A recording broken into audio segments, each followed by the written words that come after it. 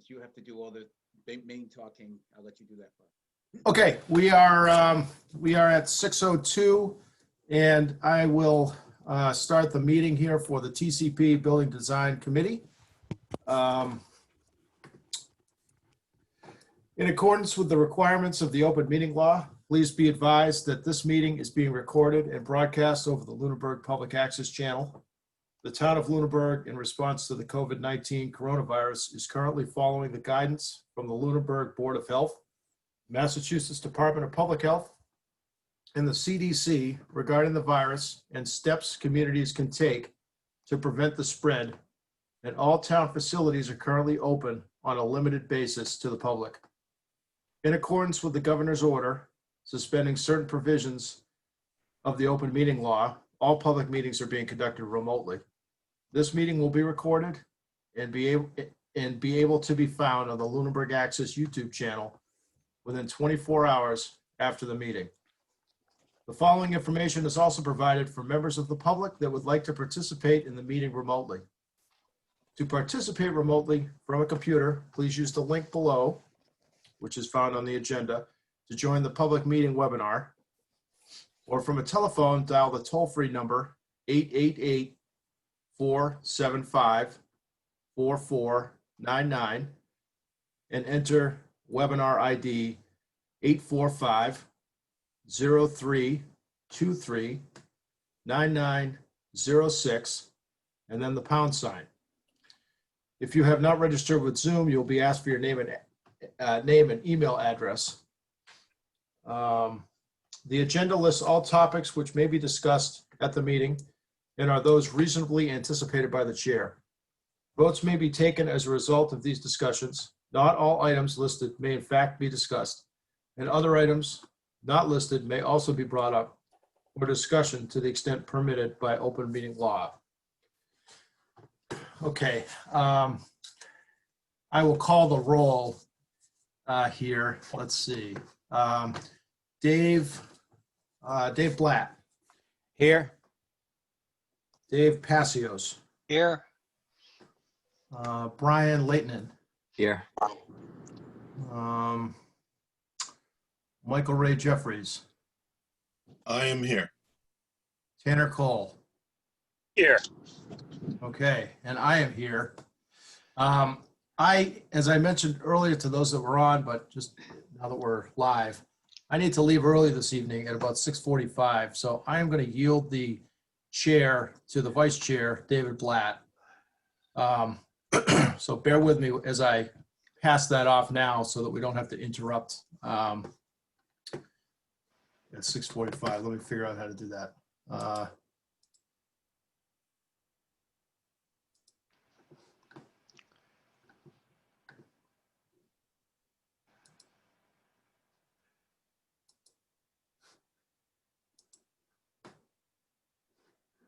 Successful. Okay. Dave, you should be host now. And your audio's off, Dave. Yes, I am. I see that. Oh man, I'm sorry. Too many of these things. Okay. So before, just as we, I'll let you proceed here. But just before I yield here, I just wanted to point out that there's several community organizations represented here, Dave. So when you get to that point of the agenda, just you could just ask for. I know Corinne is here. I know the superintendent is here. I know that Boys and Girls Club is here, and I may be missing a few people that I don't recognize. So you can just take comment at that point. So I will yield the floor to you. Okay. Thank you, Mr. Chair. All right. So first thing on our agenda is going to be public comments from the public. This would be other than the community organizations that want to speak. Is there anybody from the public that would like to speak? Please take yourself off mute or, oh, I can't see a raise the hand here. All right. Well, hearing none, any public comments from the committee members?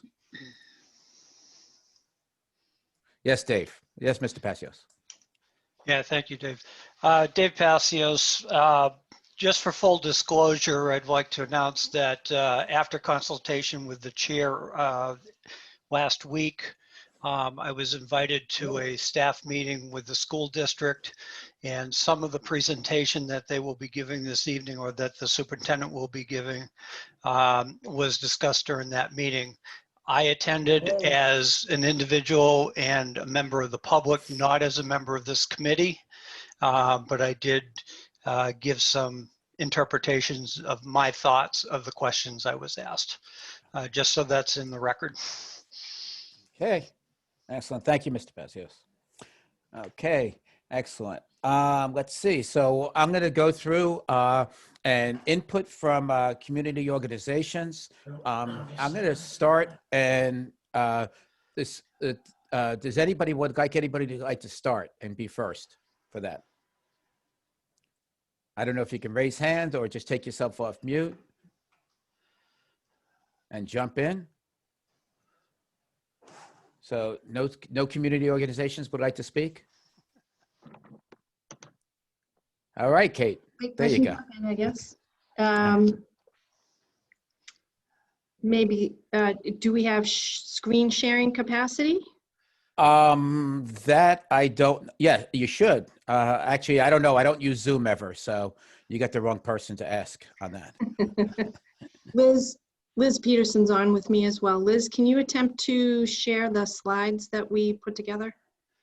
Yep, I can. Let's see if I have. Yeah, so just, yeah, if you look at share screen, it should be there. Oh, hold on. Down the bottom. There we Did go. you share I got the? it. Yeah, here we go. Okay. There you go. Can you do that now? Try to share your screen. I don't think I have the most recent slides, Kate, Okay, that you had shown me. okay.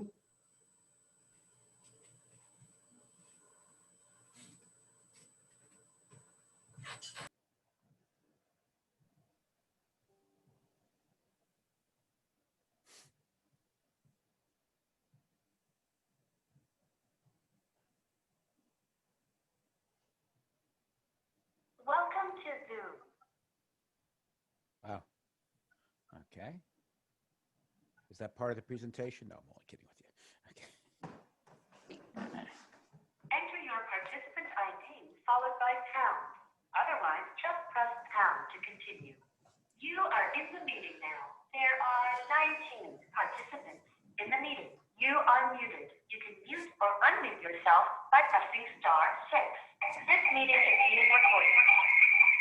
Okay, so you have to. Can you see the screen now? Yes, we can. Okay, great. Okay, so you're going to have to throw something off there, whether it's the phone or the computer.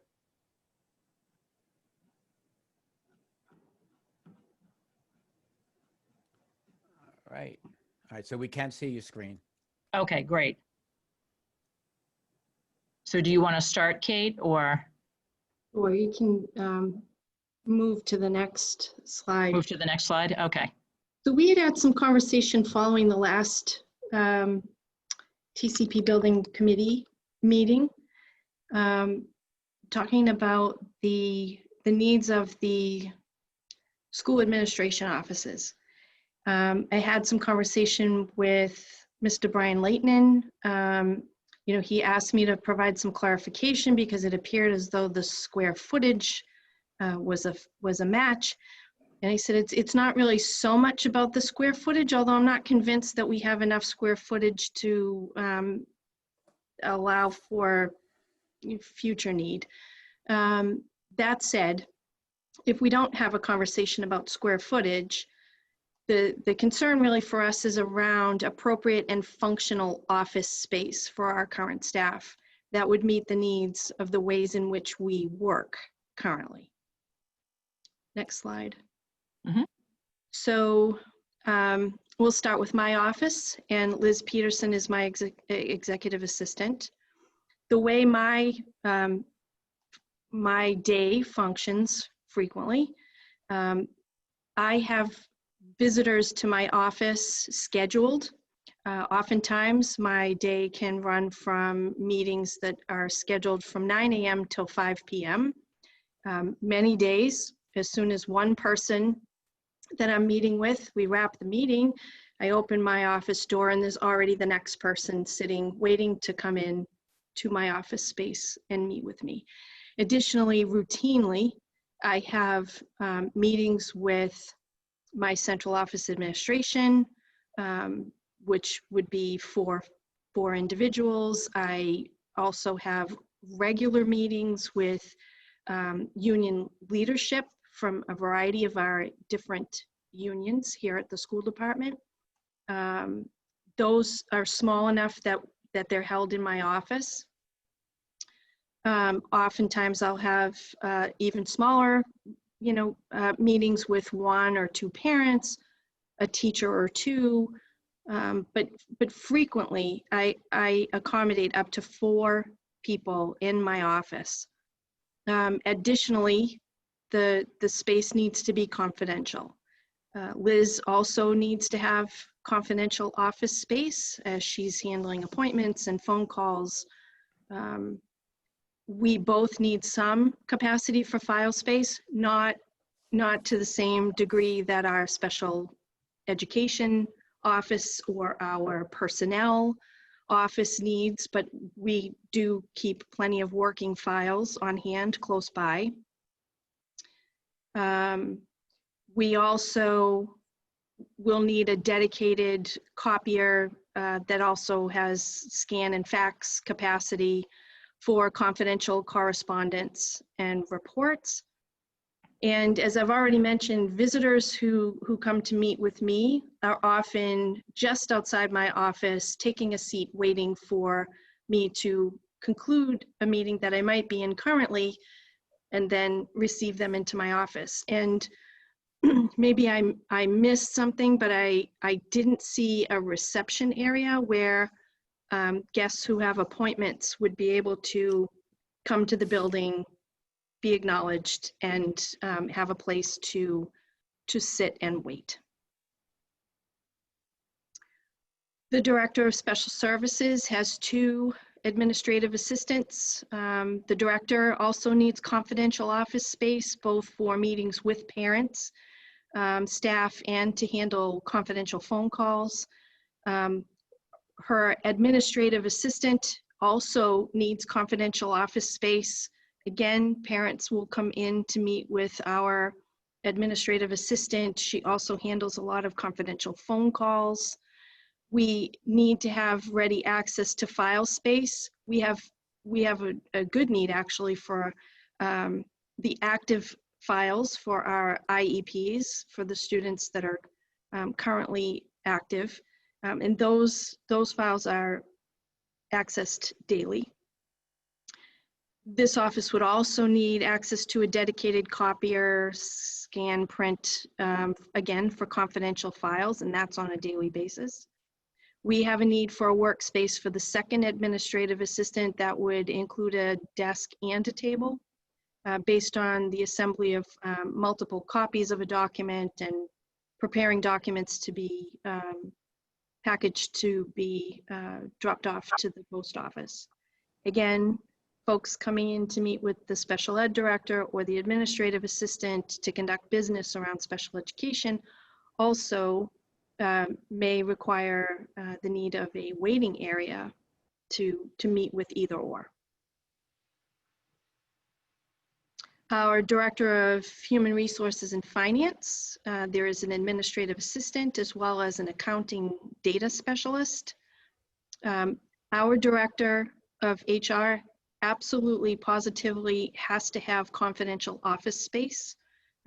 He's handling confidential personnel matters routinely.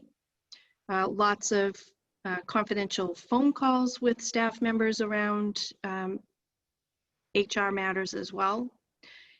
He actually has to have space for active files that, again, are accessed regularly. They may not be accessed daily, but they are definitely accessed weekly.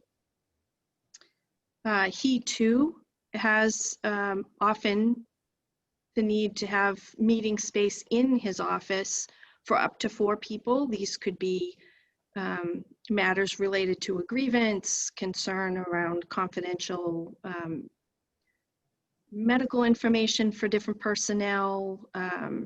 You know, oftentimes he will have meetings of staff and union reps.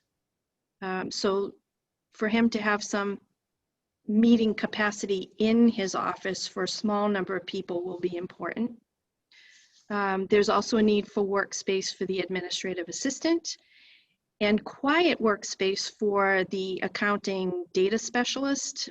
This work, particularly for all of the data reporting for the Department of Education, requires a lot of attention to detail and time that's uninterrupted to focus on that detail and get the reports accurate and get them submitted on a deadline. Again, we also need access to that dedicated copier fax scanner for confidential documents. And again, the need for this reception area for folks who are coming in to meet with the director. We also have a need for an office space for our Director of Facilities and Grounds. He would need a phone line and file space. Again, not to the extent that our special services department needs or our HR department needs, but some space for some file cabinets. He would probably need to have space to meet with 1 to 2 people in his office. And it would be beneficial to have his office in proximity to the business office, as the secretary provides some clerical support for this director as well. And again, this notion of a shared waiting area for appointments. Our Director of Food Service is currently located here at TCP as well. And again, she would need a phone line and some space for files. She does routinely have meetings in her office with the CAF managers from each of the buildings. So there again is a potential need for a shared waiting area for appointments. We have a Title I coordinator that was hired this year through Title I grant monies. This position is something that we see as a permanent position that will continue to be funded through this grant. This particular person, again, needs a phone line and some file space. She too would need to have a capacity for a small number of people to come into her office to meet with her. So again, the possibility of needing that shared waiting area. This year, we have an interim director of teaching and learning. This position is something that I have identified in the 5-year plan that was submitted to the town manager a year ago, discussed at the symposium last fall, and discussed in the context of our identified needs as expressed to the school committee every year in December, as well as throughout our budget process. This particular year, based on the demands that are coming with the unique way in which we are operating as a school this year in a hybrid model and as a remote model for learning, this position was an absolute necessity for this year, and it is funded out of the grant monies that came for the COVID relief. This position we do see as a definite need for the future, and this particular person, again, would need an office space with the phone line, with file space, the capacity to meet with 1 to 3 people, a table for some added workspace, again, a shared waiting area for reception. And down the line, we would see the need for an administrative assistant dedicated to the Director of Teaching and Learning. Storage for our inactive files and our office supplies. So right now we have need for this type of storage. We have inactive files for our special education office, for our human resource office, and for the superintendent's office. you know, essentially, if we were to combine all of those files, you know, Mr. Londa can speak to this as far as the square footage need, but essentially it would take something close to the size of one of our existing classroom spaces, maybe a little bit less than that. A conference room, certainly this space could be a shared space in the building, but for our needs, we would be looking to have larger central office staff meetings, meetings with larger groups of parents, staff, or students. And when we are in negotiations with our different unions, currently we're using a classroom here at TCP for those larger group negotiation sessions. A break room, as we discussed at the last meeting of this committee, certainly this could be a shared space for the entire building. And lastly, we have our ACE program, which is our 18 to 22-year-olds. These students are being taught life skills, job skills. The goal here would be to replicate areas of the home so that these students can learn some skills for independent living. We have our Community Links program, which is currently using 2 classrooms. This is a grant-funded program that serves our birth to 8-year-old population. Our extended day program is our before and after school and our summer. Extended day program runs a full day, 5 days a week. Currently in the before and after school, our cap is at 125 students, and we're currently using 5 classrooms. And our early learning center is a play school preschool. We currently have approximately 24 students, 12 in the AM session, 12 in the afternoon, and there's 1 classroom for that. So, you know, when I take a look at the different diagrams, and I did receive the most recent version that shows some subdivision of the larger current classroom spaces, which is very helpful. Thank you very much. I'm still not clear as to what is indicated as preschool on the diagrams. I don't know if that means the Community Links program, or if that's supposed to be our Early Learning Center program, but the 2 of them operate during the same hours of the day, so that can't be a shared space that's traded off. In the most recent version of the layout, it looks like there are 3 rooms dedicated to extended day programming. Again, that's a decrease from the current 5 that we're operating now. And again, I'm not sure where or how the Community Links program might be denoted on some of the diagrams. But I do see that the extended day program basically retains the equivalent of one classroom. Currently, they had been operating out of 2 classrooms here, but I think that we can make it work with the 1 classroom dedicated to the ACE program. So those are the challenges that we see. The conversation really is around office space needs and the appropriateness of the offices that we do need, not so much the conversation around square footage. I do, you know, I know that there are other areas on the most recent diagrams that are denoted for storage. I'm guessing that maybe one of those areas is dedicated storage for the school department, the superintendent's office, the HR, and the special ed inactive files. But I don't know that for sure. And I guess one of the themes that you might have seen as we went through the slides, typically the way things function with us having our offices here currently at TCP, when guests arrive, you know, somebody lets them in. This is a secure building because we do have students in the building. People have to buzz to get in. Currently, it's our special education admin assistant who has the primary function of allowing folks access when they buzz to get in.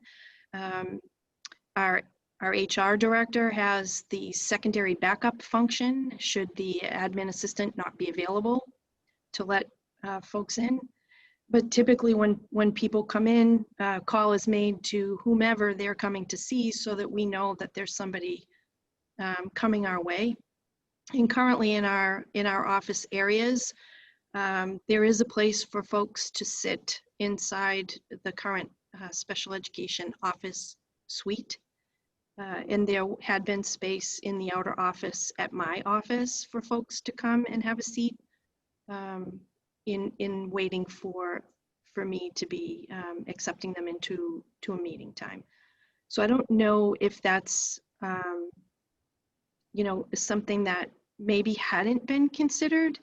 I don't know if the plan is just to have doors open and people walking in and strolling down the hall to find the office that they are coming to visit. I don't know if it's a possibility if perhaps one of there's a small conference room almost directly across from the TCP vestibule area in the main corridor. I don't know if that could be perhaps designated as a conference room / reception area where folks could be directed to enter the building and go wait there and make a phone call from that location to one of the admin assistants for the school department to notify us that somebody's here, and then we could walk down and receive them and bring them up to the appropriate office space. Those are just some of the things for us to consider. But the most recent diagram with the further breakdown with specific offices located within the existing current classrooms. There is still no dedicated space for our food service director, and there is no dedicated space for the Title I coordinator. So those are just a few things that I would call to your attention. I would say that potentially this looks like we're close to making something work, but I would also say that maybe it's possible that there's an awful lot of need for access and space in this building, and maybe it's not feasible that everyone can be accommodated. And perhaps we need to have some conversation around the possibility that the school administrative offices need to give some consideration to a different location.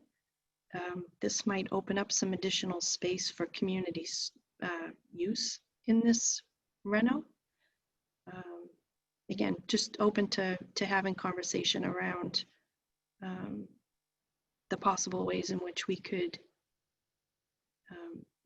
meet all of our needs. Okay, thank you. I appreciate the presentation. I appreciate the clarification. There are questions, and there will be questions. However, I want to give a chance. Most of the folks have not had the opportunity to see what the architects have done. I know this is out of the agenda, but I felt it was prudent as we go through this, as other folks meet. I probably should have done this first. And if they can give them a few minutes to review what they have what their latest proposal was. This way, maybe there's, like, even as your conversation, maybe there were things that they were thinking of, they just have it labeled or something different than you were thinking, and things of that sort. So at this time, I'm going to go away from the agenda for a second. I'll get back to that, but I'm going to let you. I'm going to let our friends at the architects talk about hopefully be able to share with us the most recent plans and talk about the different way they have it laid out.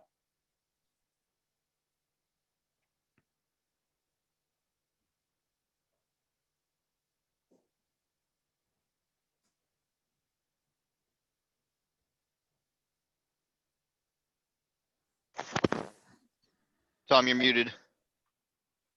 Thank you. I was yelling at the speaker. Don't know why. Why yell at me? No, okay. All right. Go ahead. So do you see the plan that we showed pretty much last week? Yes, we do.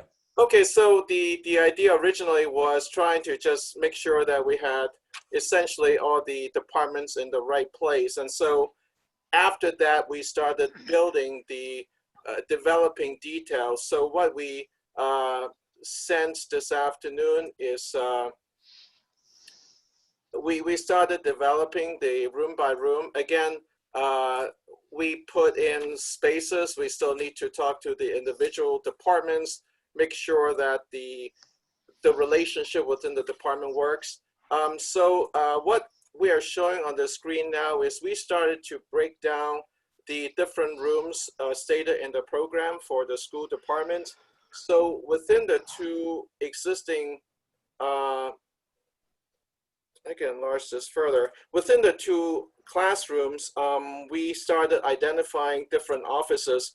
So the first number, and again, there's a lot of information, and we will send some larger size drawing. And this area comparison was done maybe an hour and a half ago. So within this area, we are showing a corridor and 4 different spaces. The superintendent's office, special service record storage, staff area, and director's area. And for example, in the superintendent's office, the based on the program is 150 square feet, but we're showing 356 square feet. So this red circle here can be a shared space like a reception or sub-waiting area. Same thing over on this side, this other second classroom space. We are showing directors of facilities. There's an admin assistant, a Title I officer, and we may not have included, there's a office for the director of curriculum. The district record storage, we are showing 200 square feet, but based on the program, it was 97 square feet. So there's enough. We're still adjusting the details of each department. We need more conversation with you folks. For example, in this space over here, it's possible that we can right size the record storage and push the Title I officer space up and create a shared reception or waiting area.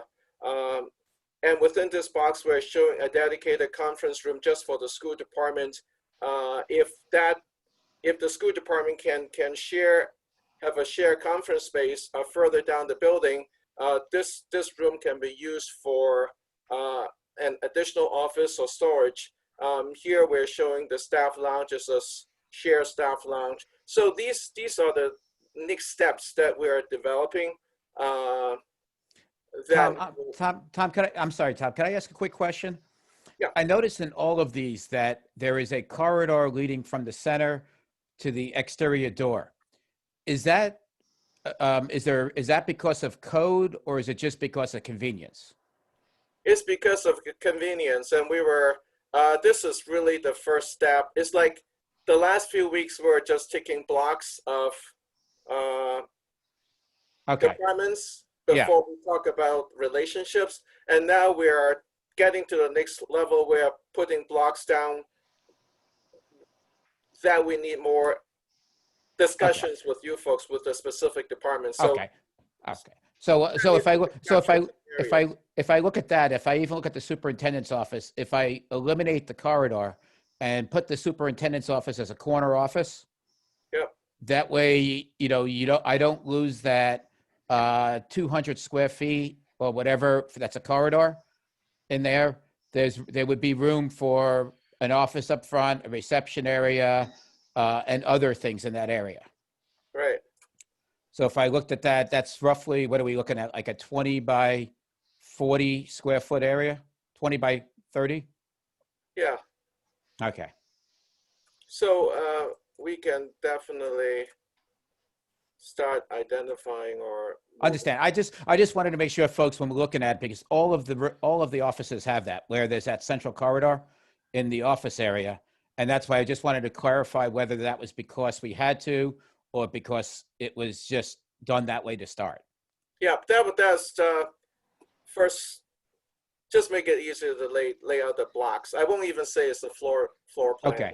Yeah. All right. So at this point, I hate to jump a gun, but at this point, can you just review, instead of, I'll shut up, and instead of making comments about each one, if you can just review for the different places, just quickly review them. What I'd like you to be able to do is be able to have the individual departments talk to you about what they see. Because, and that would be the best for the next step, because they're going to be able to look at it and know their adjacencies better than any of us could.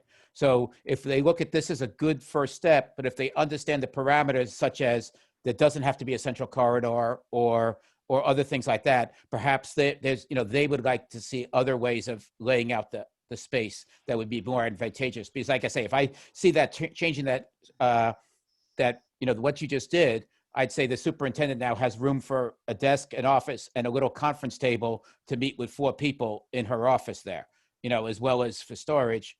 It's easier type of thing. But okay, so if you can just go through, because we have a lot of folks that want to talk, and I want to make sure I get to everybody, but go through all the different, like the blue, the yellow, the green, the purple, and just go like what you were thinking for different entities in the school. So I guess the next thing I would ask is if you can go and talk about like the ACE program, the preschool, and that section of the school, if I could. Okay. So I'll go to the other side of the building. I'll just get it. You can't just do a Control Plus, huh? Okay. I don't know how to do that. Yeah, Okay. pushing my. All right.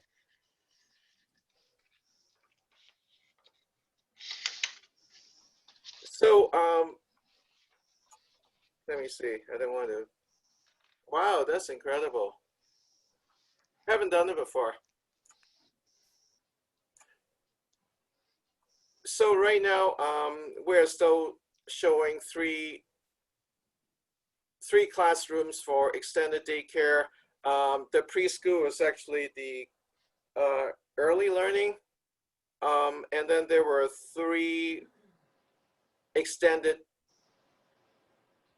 daycare related offices, and then right now we have some sort of a storage here and outside, so we can reconfigure based on the new information that Dr. Burnham and Liz mentioned a few minutes ago.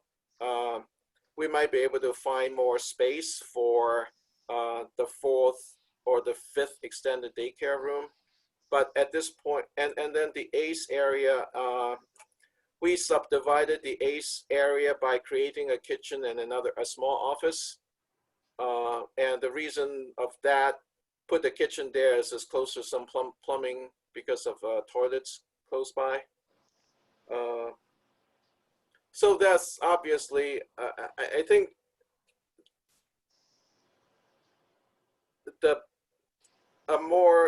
maybe a more productive thing is if everybody has time to kind of absorb some of the information, and we can have a conference call offline, and so that not everybody has to listen into the other departments, not that they are not interested, but Okay. but that's what we have right now. And there's we started adding a lot of information over the last couple of days after we got the adjacencies, making sure that the departments are in the relative relationship with the other departments. Okay. Thank you. Yeah. Okay. All right. Let's see. So maybe I'll just do one more thing, that this can be for the whole school department. I can just so I'll remember it. And we can reconfigure some of these Okay. spaces too. Yeah. All right, plus you have that extra storage there too, I noticed also. Right. Up top. Now, is there a possibility of remove, instead of that storage, just squaring that room off? Yeah. Okay, Our job is really at this point want to make sure that every single room works, big enough, Okay. works. And now that we're looking at the departmental, we're starting to lay out each department. We might still be moving rooms around to between access and adjacencies within the department. So, and if we were to go back to the offices, we might be able to have a larger shared reception waiting area for both special ed and all the offices. Mhm. Because Okay. I talked to my dear structural engineer, and he said I can tear walls out. So without adding between classrooms, I mean, we have flexibility. Okay. So, yeah. Okay. All right. Can you take a second now and talk a little bit, if you can go down and talk about the areas towards the gym and the kitchen, those areas a little bit? Sure. So I can see you've set up conference rooms 5, conference room 6 there in that area. In that area. I see now storage. I know in the last plan, we showed that the storage that you have, those 2 storage areas, we showed that as a conference room. Is there a reason why you wanted to move the conference room 6 from that area to its present location? Yeah, because when we were looking at the existing plans again, there were a lot of little rooms that was not shown in the last go around. So we figured that it might be more effective to use this as storage and have a larger conference room. Okay. All right. Was just a question. Gotcha. Okay. So this is the front of the building. So we have the gymnasium here. Across the hall, we created conference room number 2. On the right-hand side, this where the cafeteria is. We're going to have 2 conference rooms. This is the larger size room is to replace the hearing room in town hall. We are creating a corridor. I mean, we haven't started showing doors yet, but there can be a way to come in here to this conference room and then create a smaller conference room. The gray area right now is the teacher's lounge. And based on the meeting last time, we were going to have converted into a food pantry for the Lions Club. We also talked about upgrading the kitchen. So we're keeping the kitchen the way it is. And in this area here, we're going to, right now it's the special ed offices. We're turning that into a potential conference room, or is essentially designated for the town clerk. But if they need it, they have first dip during election season. Okay. Can I ask the superintendent, the ACE program, are you definitely looking at a separate kitchen, or do you have the ability to possibly use the larger kitchen to teach the skills to the students? I think the goal here is to have something that's more closely modeling a home setting. Okay. All right. Versus a large scale cafeteria sized kitchen. The goal here too is to make sure that the kids are learning the skills they need to be able to live independently if possible. Mm-hmm. One of the things that the director for special services has talked about is the goal. At some point, she would really like to have a space where you could replicate, let's say, a living room, a bedroom, so that the kids can learn how to, change the sheets on the bed, make the bed, dust, vacuum, the kinds of things that they would have to do if they were living independently. Okay. Currently, the space that we have, like I said, we have 2 classroom spaces. Mhm. Neither of them is set up in that model right now, but that would be the ideal, a goal down the road. Maybe this what we call an office, maybe that can be a simulated bedroom or something. Possibly, yep. Okay. All right. Excellent. All right. Thank you. I was going to say, does anybody else have questions for the architects on what they've seen of the plans, or anybody would like to see parts of these plans that we haven't discussed just yet? Mr. Passios. Yes, Dave Passios. Up on the end of the front hallway, that entrance there where the school offices are currently located, is there any reason why we couldn't dedicate that as this school administrative office entrance instead of having to find a way to direct people coming to those offices through the main entrance and all the way down the corridor, or a waiting room at the main entrance and then have to travel down that corridor? Is there any reason why that couldn't be, I mean, staff could come in that way, but it could be labeled and signage outside to direct people to come that way, assuming we can have a reception area in that corner of the building also. It's one of the things I caught even before we started to break up the individual spaces, that if we do end up with the administrative offices down in that corner, it would make sense for more direct access for the public coming to specifically see the school offices. I'd like to take us back a little bit too, and this will only take me a couple of minutes. And I mentioned this in the brainstorming session that we had last week with the staff, with the administrative staff of the school. And that is that, way back when we first started talking about this building, buildings reuse, we were talking about, wow, this is a huge building. We don't need probably a third of it.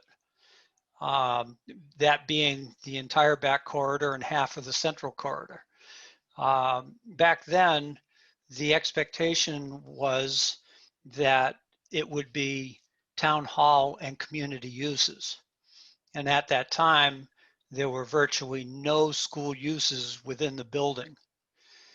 Fast forward to today, and we've got substantial space and programming from the school district, basically needing, actually, if you lumped it all into the back corridor, most of that back corridor, if not all of it, to give the extended day program and the other programs the space that they kind of seem to need. Also, we've brought Boys and Girls Club into this program. That's a substantial space needs. So the vision of this building has changed dramatically since the beginning, that originally being town hall and community uses, and it's now gone to town hall, community uses, and school uses, and a substantial space for school uses. Dr. Burnham actually made the comment the first time at the school committee meeting last week, suggesting that the administrative offices might be better off in a different location. I think we need to continue moving forward with what we've been talking about here this evening, but also keep that in the back of our minds as something that might be really workable and desirable for the school administrative offices to have their own building separate from this. Takes care of their confidentiality issues, gives them flex space to manipulate their spaces the way they wish to. And obviously, I'm sure a lot of people have the building in the back of their minds that is in the back of my mind, but I won't go that far this evening. Thank you. All right. Thank you, Mr. Passios. Okay. So does anybody else, any of the other committee members or anybody out there wanting to, any questions for the architects on the plans that they've seen so far? Yes, Doctor. I'm just wondering if the architects had in mind one of the designated storage areas for the inactive files for all of the school department files.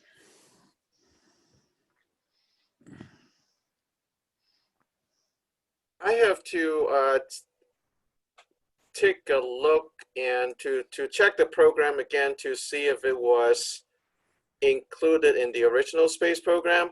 If it were, it would be part of it, and we really haven't gone into destination for the different storage. We try to get the area right. And so, for example, if some of this is for the inactive storage, we might move this box around to make it closer to this. I mean, it's close to the activity room, right?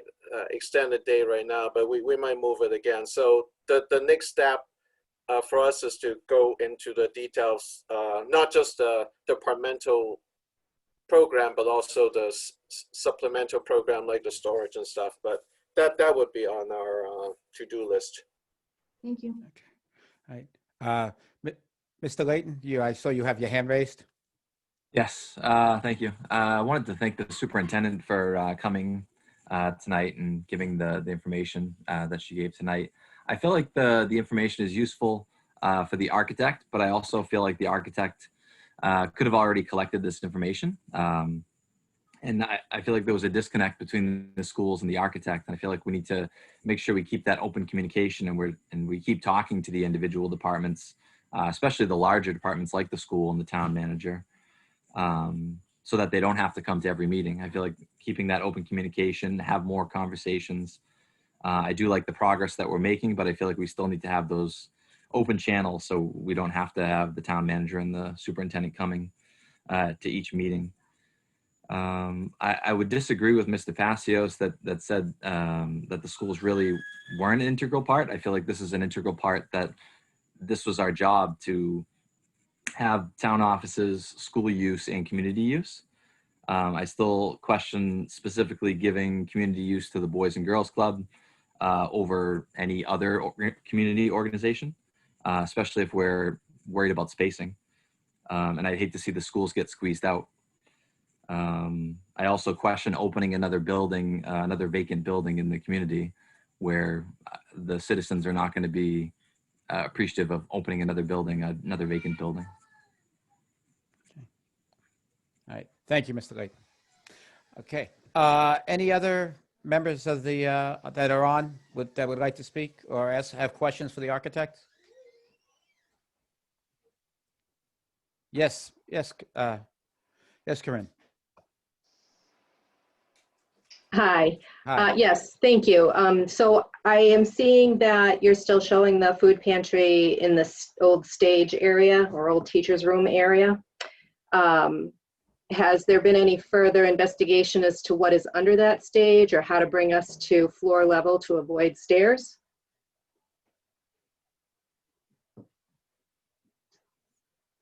Actually, Okay. yeah.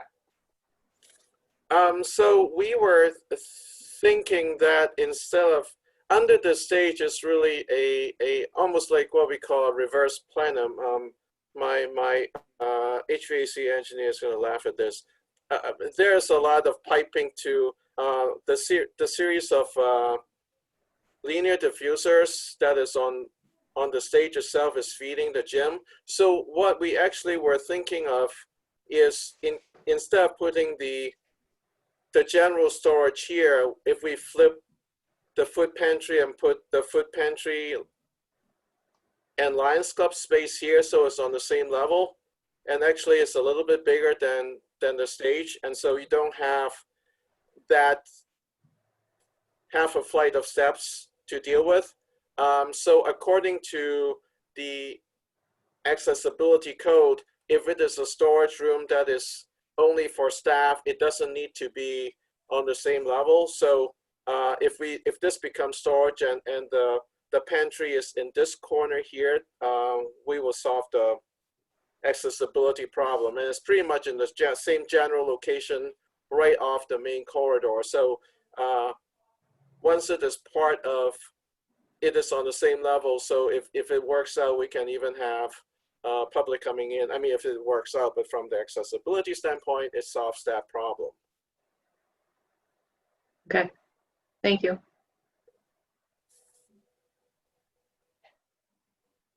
Okay, any other questions from anybody?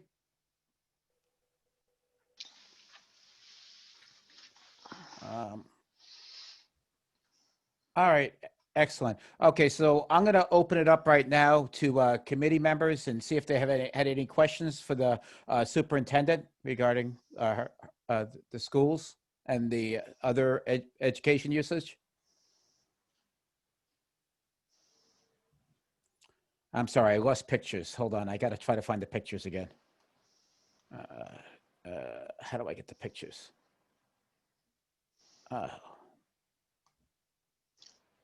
No, view options. Here we go.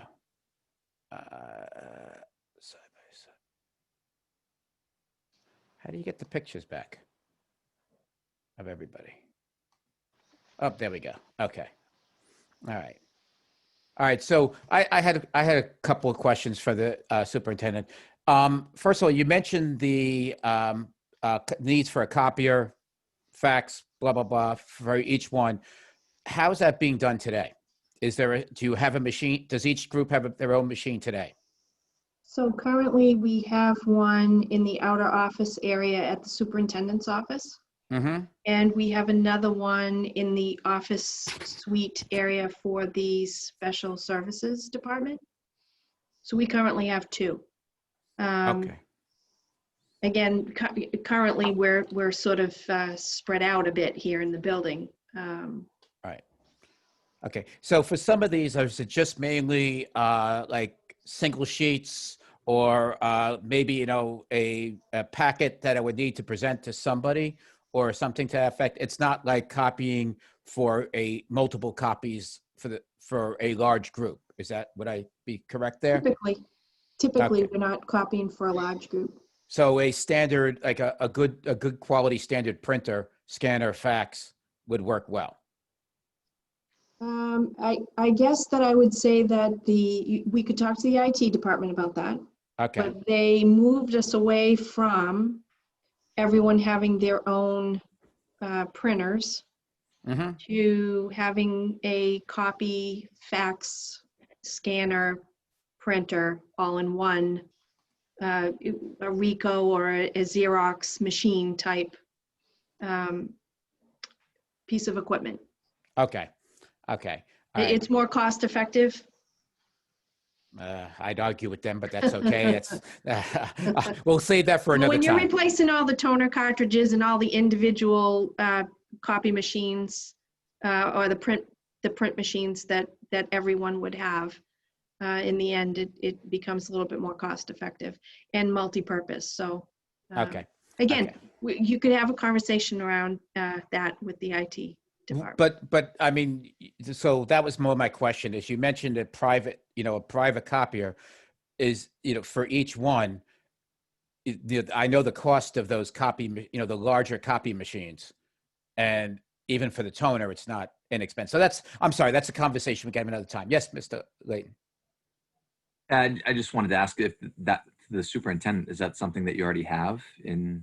So we have two currently, and I would not say that they're big, heavy-duty machines that you would see more in a school setting to handle lots of copies. But ours we use for scanning, faxing, receiving faxes, making copies. As an example, back in the old days when we used to have face-to-face meetings for school committee, we used to make copies for the public. I just didn't know if this was something that you needed or just for the space, you needed the space for it. It's something that we definitely need. As an example, in the HR department, there might be things faxed in, scanned, etc., that come in that are confidential records. The Special Services Department certainly would need to have the capacity to make copies because they're printing original versions of IEP documents, which are several pages each, and they're making multiple copies of those as well in order to mail home for parents. Parents get a copy that they have to sign and then return, and they also get a second copy that they get to keep for their records. So there is definitely a need for, I would say, at least one for the school department. I'd have to give some consideration to whether or not one would be sufficient. But I can get back to you on that.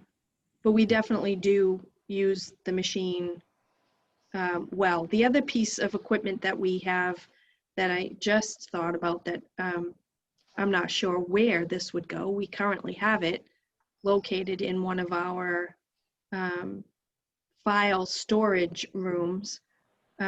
We have a big postage machine. So any of the mailings that go out, go through that machine for postage. Special ed is using that machine frequently. We even have folks come from town hall when they send out, demand notices, tax bills, that kind of a thing. They come down and they run all of the mail through our postage meter before they take it up to the post office. And that's not a small piece of equipment. I don't know if we would continue to leave it in a storage area because it really would not fit in any 10 by 10 office space with anybody else. So we'd have to give some consideration as to where that goes. Although it could potentially, I guess, go in a common area where the town would be utilizing it as well. Okay, thank you. The other question I had was, what are your plans for the Brooks House? So that's not any longer a building under the control of the school department. That's a town building, and Mr. Londa can speak to this, but he occupies a space over there, and as I understand it, it really is to keep the building occupied so that it can continue to be insured. But if I'm not accurate on that, I would ask Mr. Londa to jump in and offer some additional advice or correction on that. Mr. Londa? Just would add that I do have an office there, and I'm there just so that there is some occupancy in the building, so we can keep track of it. But it is a town building, and the town, as part of the building reuse committee, looked at options. I'm not sure that they had any great suggestions, but it is currently a town building. Okay, all right, excellent. Any other questions for the school? All right. Well, thank you. I thank you, Doctor. Thank you for all of you for coming here. I'd like to go around now and any of the other organizations that are here that would like to speak or have any input on what they've seen so far. Yes, looks like the Boys and Girls Club. Ms. Beliza, you had something? Yes, you see your hand raised. Hi, everybody. I just want to say thank you to Mr. Lamb for, talking me through what our needs are. I want to acknowledge that if we were to have access to space at TCP, it would vacate a town building. It would vacate a town building that is virtually new. It's about 15 years old, has been well maintained inside and out, thanks to a great partnership with the town. Has fantastic parking, of which the Boys and Girls Club needs virtually none. So I just kind of wanted to say that even though we may have the opportunity to vacate that space, the building would go back to the town. And, if we're looking for office space, that's strictly office space. Someone used to tell me my building would make lovely town offices, at which I would cry. And now I say it would make lovely town offices. So I just kind of wanted to throw that out there, that I do see that as a concern, but I also see it as another opportunity as this process goes forward. That's it. Thank you. Thank you. Okay, excellent. Any other comments from the, any other organizations that are out there that would like to speak? All right, got a lot of listeners then here. All right. Were there other organizations that wanted to ask questions or present for us tonight?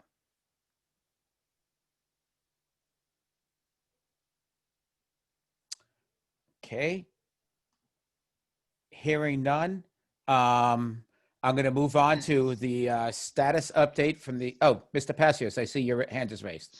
Yeah, just before we move on to the next agenda items, I'd like to revisit kind of a, not really a rebuttal to Brian's comments earlier, but just a clarification of my comments in regards to the school administrative offices being located in a different building.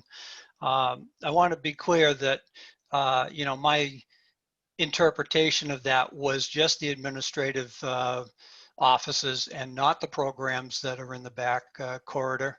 It would free up. The other thing too is that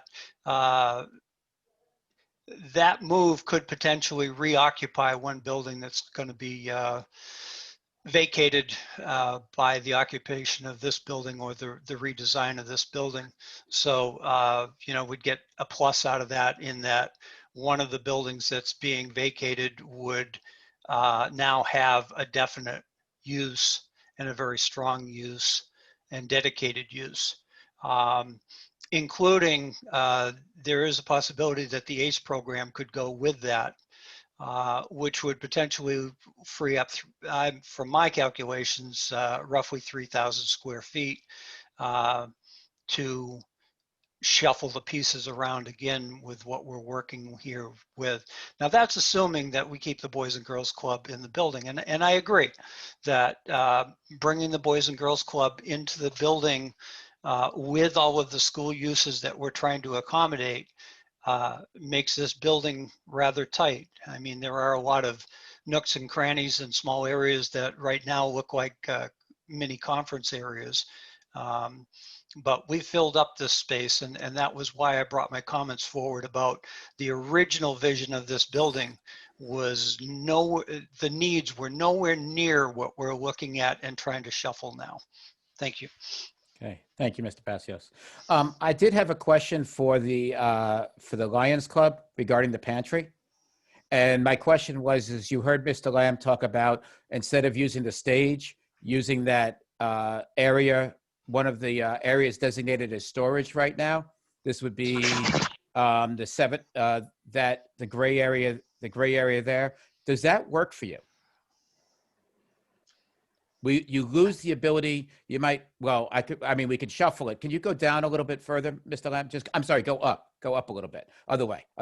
Okay, so if I keep the outside door there and using that storage area and probably half of the other one, would that work for you? Because it would still give you an outside entrance and then give you a probably, roughly the same, if not a little bit more square footage. Yeah, I mean, I'm sure we could make it work. Having the outside entrance is definitely the plus that we need. Having the ground level is definitely what we're looking for. Yeah, I would think that's doable.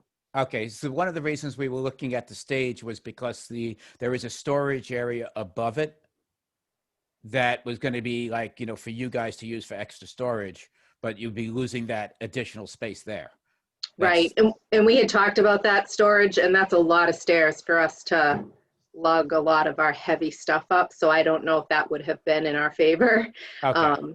But yeah, no, I think this is, do you know about how much square footage that is? I see 523 on the top section. You'd be roughly 1,000 if you looked at it. If you look at it as what his whole circle is you're about 1,000, say. Okay. Yep. Which is roughly what you're occupying now in public safety? We have about half of that now, but we're spilling over. Yeah. I got you. Okay. Yes. Okay. All right. Excellent. Okay. All right. Thank you. No problem. Any other, I saw no other groups and things are there. Ron, are you here for just to listen, or are you with a group or something? Oh. You got yourself on mute still. Sorry. We have our MEP engineers on the call to answer Oh. any questions. I got you. Oh, okay, okay. I'm not recognizing people. That's why I was. And the civil engineers are on the call too for any of the site related, the survey drawing that we sent in or Gotcha. anything related. Okay. All right. All right. So there's no more town folks that wanted to make any comments or anything like that. All right. All right. So I'd like to move on then to the next agenda item, and that's the status update from the architect. We got the idea of the building area. We got some comments from the initial thing. I think you heard from the group that we're looking for you to kind of go back and review this with the individual departments and let us know. I see what you did with PAC. It looks like that was a lot of details, and you probably met with PAC on that. My one comment on the Boys and Girls Club up top, if it does fit in, is I would probably switch the computer, on the other side. No, the next to the game room, you have like a computer room of some sort. Yep. I would probably switch that with the activity room. So in other words, putting the game room where the computer room is, putting the multi-use room in the middle, and putting the homework computer room off to the side. The reason being is that way it would keep the noise from the game. One of the problems of the Boys and Girls Club is the noise from the game room makes it you can't study, you know. For those of us who, you know, for folks who have more than 2 kids, they would understand that when they're anxious and running around, you don't think.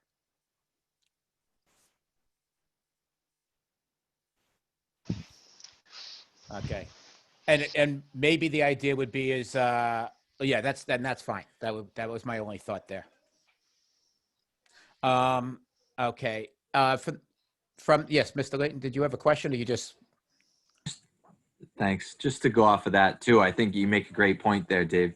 But I think this is also going back to the users, right? Go back to the department, go back to Boys and Girls Club, and kind of show them the design and say, hey, does this make sense to you, the layout? And I think they can kind of give that feedback too. Right. Okay. Yes, Mr. Lam. So what we suggest is to go back in terms of almost not exactly to square one, but we want to make sure that what we are currently designing it to is connected to the program. A lot of times as the project evolves, folks start thinking about other things, and so there's just space creep. And so I just want to make sure that we're not designing a second floor by the time we're done with this project, if everyone thought of something more. So what we would propose to do as the next step is from the space program, that spreadsheet that we did, we will go back and meet with the departments, but also we will include, right now we included the areas for each of the spaces. So we want to do a comparison of what we talked about way back in the spreadsheet format to what we are currently showing in the floor plan, and have them and discuss and have them sign off on it. And at the same time, we want to go back to the notes that we took and say if there's any contradiction, any change to the meetings that we had. We just want to make sure that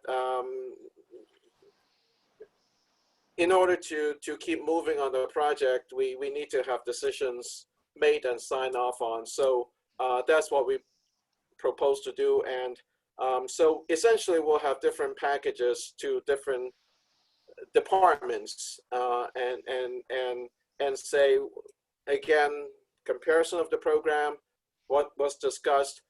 Some of the items that we discussed in the original meetings were a lot of details that at this point is not relevant yet, but 2 weeks from now it would be very relevant. Mm-hmm. So that's what we propose to do over the next, we'll start sending information out the next day or two and try to wrap this up in the next week and a half. because we need to keep the project moving. I agree 100%, but I also, as we discussed, so let me ask, Ed, this one's more for you as the structural guy. The exterior doors, are they to code or are they going to have to be replaced anyhow? That would be a good question for our architects as far as the doors. They would get into the egress requirements. So I'm looking at the classroom door, specifically the classroom doors. So if I'm basically trying to save the classroom doors, but they're going to have to be replaced anyhow, why am I saving some of those classroom doors if I don't have to? If it's not for safety reasons, if I look at it that way, and that's just the question that I'm posing.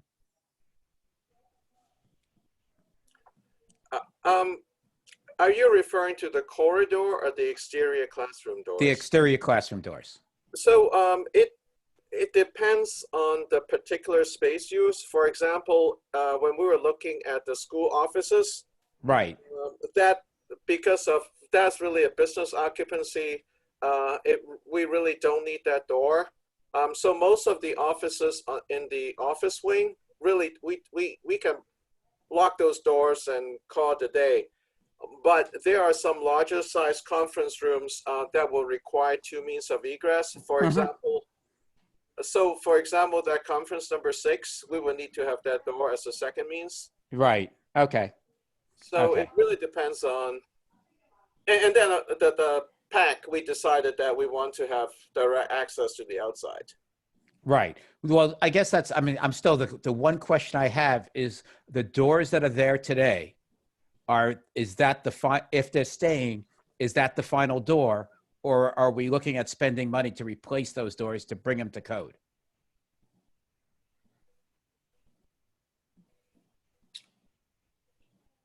That's, I mean, one of you guys, I figured would know that. Well, as far as the condition of the doors, I think they're all worn, including the windows are all worn. And all the building sealants, as an example, need to be replaced. The windows need to be repaired. I say the doors are worn. Are they wide enough to meet code? They seem to be 3 feet wide. As Tom was saying, it becomes a function of the type of space and the occupancy too. Like for a conference room, if there's more than 49 people, it's my understanding you need a second means of egress. Right. Understand. Yeah. Yeah. So it's going to depend on the use of the space. Do we need to replace every door with new doors? I don't know if we can say that at the moment. I can go back and look at the condition report that the architect did early on. But I know in general, all of the architectural finishes in the building need to be replaced. They're all worn. All the floors should be replaced. All the ceilings should be replaced. There's issues with the windows. So there's a lot of the architectural finishes have to be replaced. I can look in the report for you and see what it specifically said about the doors. Okay. No, I'm just, like I say, as I'm looking at it, as I look at that central corridor, as you know, I can manipulate things a little bit and if I'm eliminating those doors, it might make it open up some different spaces or different ideas. I don't want to go back and start from square one, but if I'm going to replace a door, it's going to be, to me, it's more cost effective to block it off than it is to replace it, usually. Understood. Yeah. You know, especially if we're talking insulation and future heat bills and things and cooling bills and things like that. Right. Okay. All right. Mr. Passios, I see your hand is raised. Yeah, just to expand on the conversation about the inner corridors, you're going to need some kind of corridor to access that many spaces within that 1,000 square feet. I agree, it may not need to be as wide as it shows in the plan right now, but I can't picture how you're going to access that many office spaces and storage spaces without walking through somebody else's office. You're going to have a corridor. Right. Well, I mean, we also talked about a lot of these are these fixed walls, or are we looking at removable walls so that we can, movable things so that we can reconfigure later if we had to? If I could, just my understanding, and then because Tom or Ed will correct me. My understanding is that the classroom walls, with the exception of the pillars, which I believe are closer to the outer wall and the corridor wall, are removable. Not completely in many cases, but substantially removable. Please correct me if I'm wrong in that. No, that's correct. In the classroom wings, the partition between each classroom, it's non-load bearing. It's a 2x. Gotcha. Yep. Yeah. Okay. No, my question for you is that the offices that you're planning, are these all walls? So are we looking at fixed walls to ceiling walls, and these, this is it? Or are we looking at using a cubicle system when we can, so that we could maybe adjust things as we change as a community? So there are two ways to answer that question. So for individual offices or storage rooms, it may be more cost effective to use a fixed partition, but when there are bigger workstations, we are counting on cubicles, office furniture to subdivide the spaces. Okay. A lot of times when we've seen movable partitions, but they seldom move. And so there might be a cost differential in the long run. Okay. All right. Mr. Facios, I see your hand raised again. Sorry, I left it up. I need to get that down. Okay. All right. Other question? Okay. Any of the other board members had a chance to review this, and any other comments regarding these plans?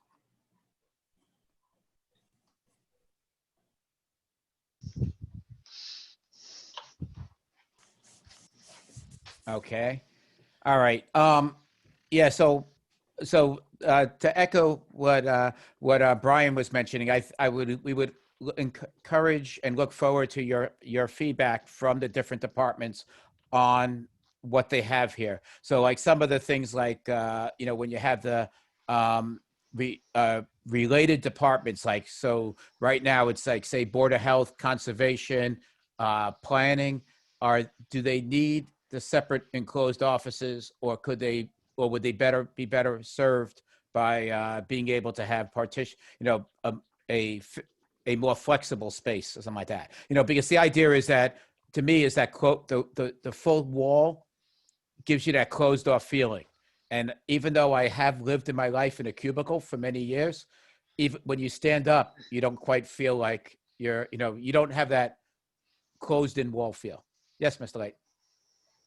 I would just add too, it really depends on the situation. I would again go back to those discussions with the departments. I know the school is definitely going to have issues with conversations and confidential conversations that a cubicle is just not going to work. Understand. Yeah, especially the way she laid it out. I agree, Brian. Okay, excellent. All right. Any other comments regarding the update? Anything else in the update that you'd like to give us? I know you sent us a parcel plan. Did you want to review that at all? Yeah, I think I'd like to pass the mic to Meridian Associates and let them review the survey and concept on the site. So I'm going to do a stop share if Dave or John Ings want to. Yeah, if you could give me a screen share, that'd be great. You should be able to just grab it. Yep. You got it? Okay. So, as you guys have seen the survey, the biggest issues that we saw out here as far as what would need to be done on site once this renovation begins is a lot of these ramps and some of the sidewalks near the fronts of the building are not ADA compliant. So we would be looking to modify and upgrade. I think right now it's about a half a dozen or so ramps that are going to need to be brought up to code.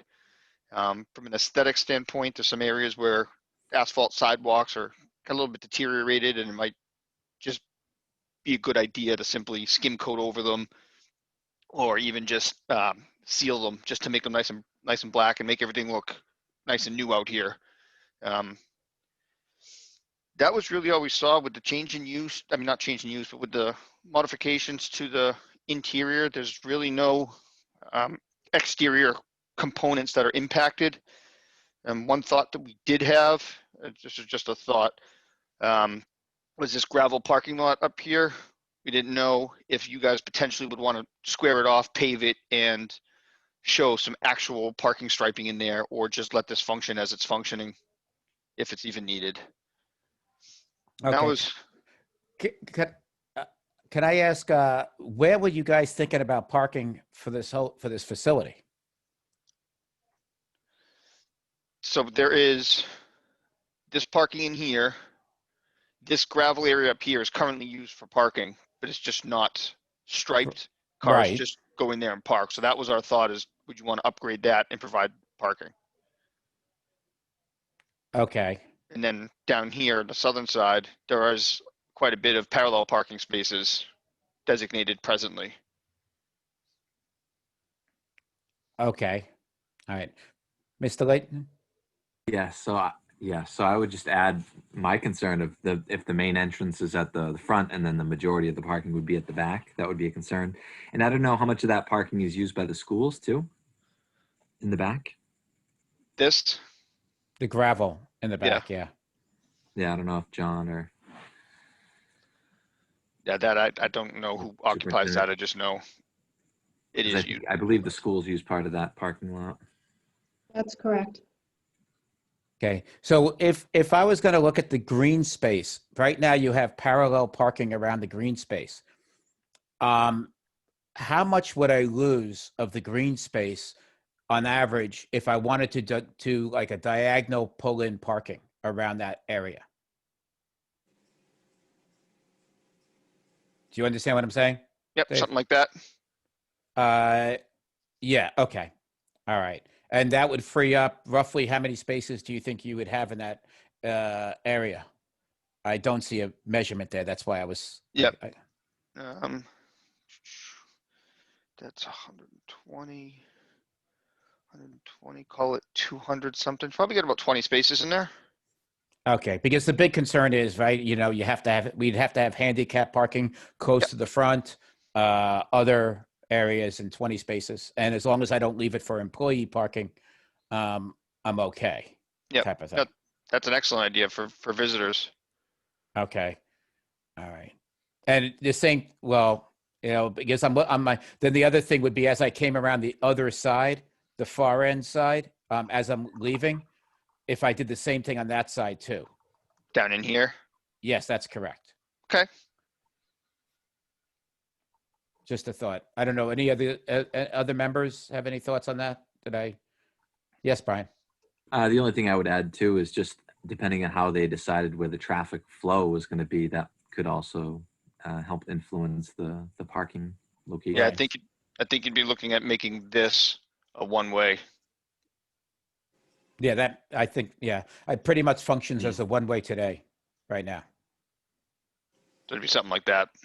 And then this out here would be two-way.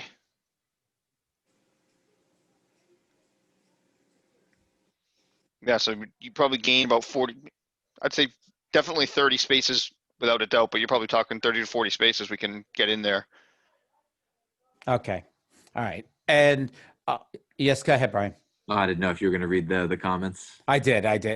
So that was going to be one of my things here. The only thing I wanted to add too is that there is that road that continues past the library. There's often a gate there, but that could be a potential usage as an exit to avoid traffic from schools and that school entrance. I'm sorry. I lost you a little bit there, Brian. Go ahead. So behind the library, there's that gate that's usually blocked off, but that's right. a potential exit there too. And then So, we get comments, yeah. Dave, if you want to read those. Right. No, I agree. Okay. So let's see. We have okay. I have the TAP study had parking on the left side facing the building as well. I'd like to avoid, if I could, this would be the building, the part that we just talked about for the town offices. Yep, right here. Right, but personally, I'd like to try to avoid getting close to having the, trying to have more disturbing that much of the green and things of that area. Honestly, I don't think that the extra space is down on the bottom wouldn't be terribly convenient either, but the ones right across the front, I think would be. Well, I'm thinking of staff parking for, basically staff parking for the people who are working at in the town offices, the school offices and things of that sort. Where is your proposal for that? The only area, if there's going to be a separate entrance here in the back left-hand corner, then unless we do something in the back of the school itself, there's really no other locations that are convenient to having employees go in through the back door.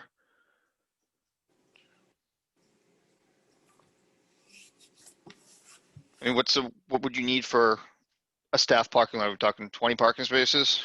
I think, I don't know, Mr. Lamb, do you remember how many folks they have working at town hall at all? Or I don't know, Heather, In fact, I have a number. Let me, I'm looking at it right now. It's a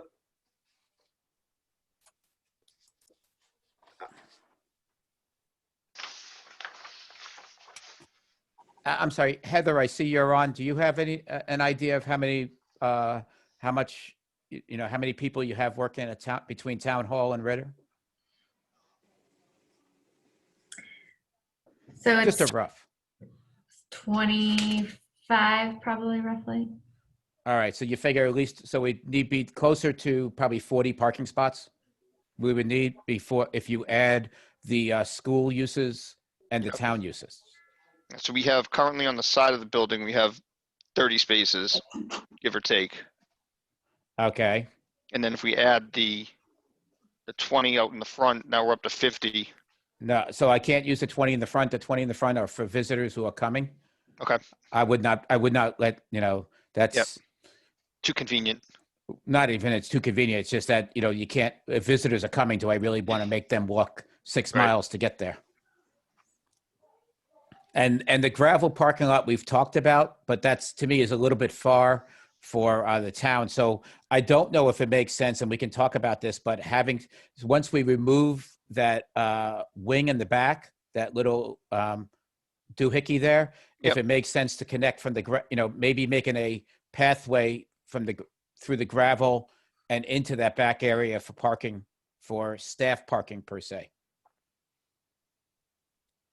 And we could, we could sign off a portion of this with signage, employee parking only, and then create a path coming across.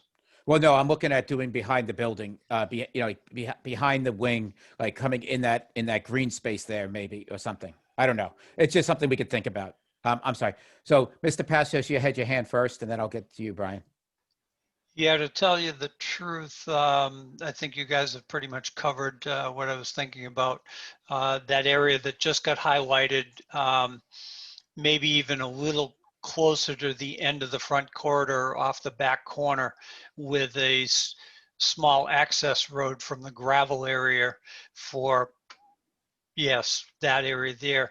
If we put a small staff parking area there, then that accommodates the staff that's working on the end of that corridor area there and doesn't have them walking a quarter of a mile to get there.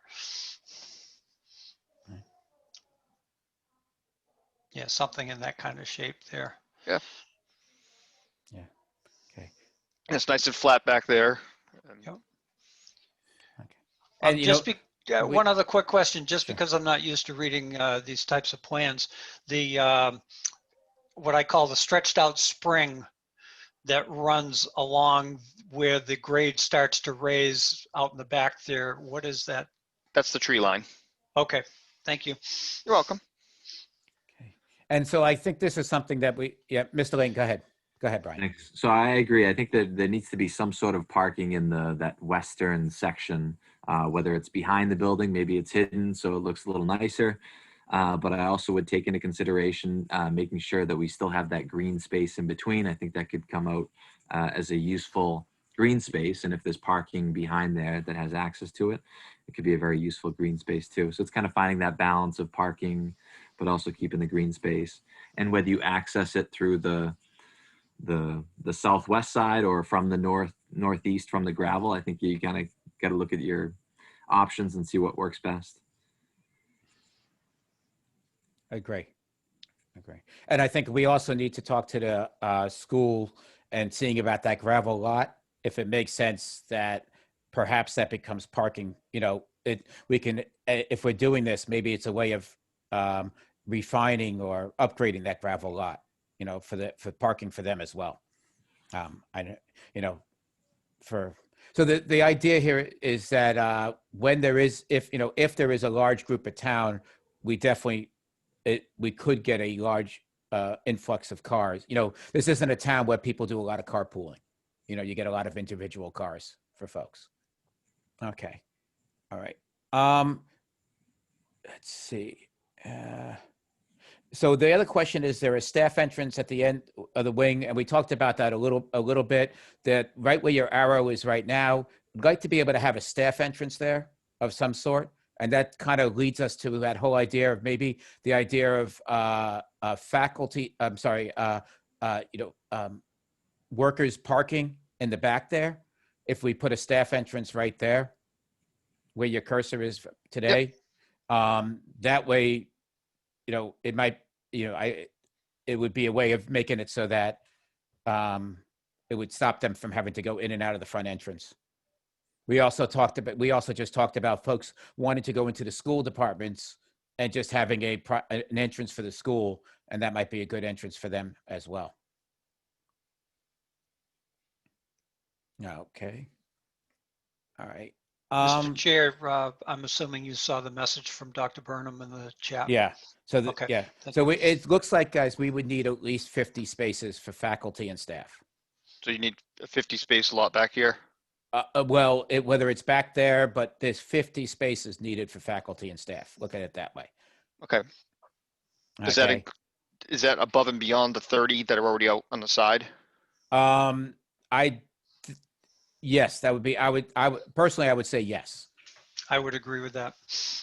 Yeah, I think we want to have the staff parking closer to that west wing, whether it's in the back or in the front.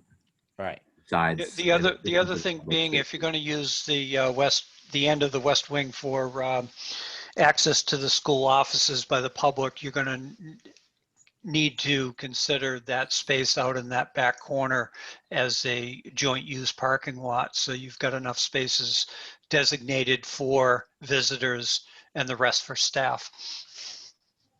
Okay. And now going back to the other idea, if you had the access to that parking over in front of that wing. So in other words, I would go by the front entrance of the building and make a right and go in, follow that path into there.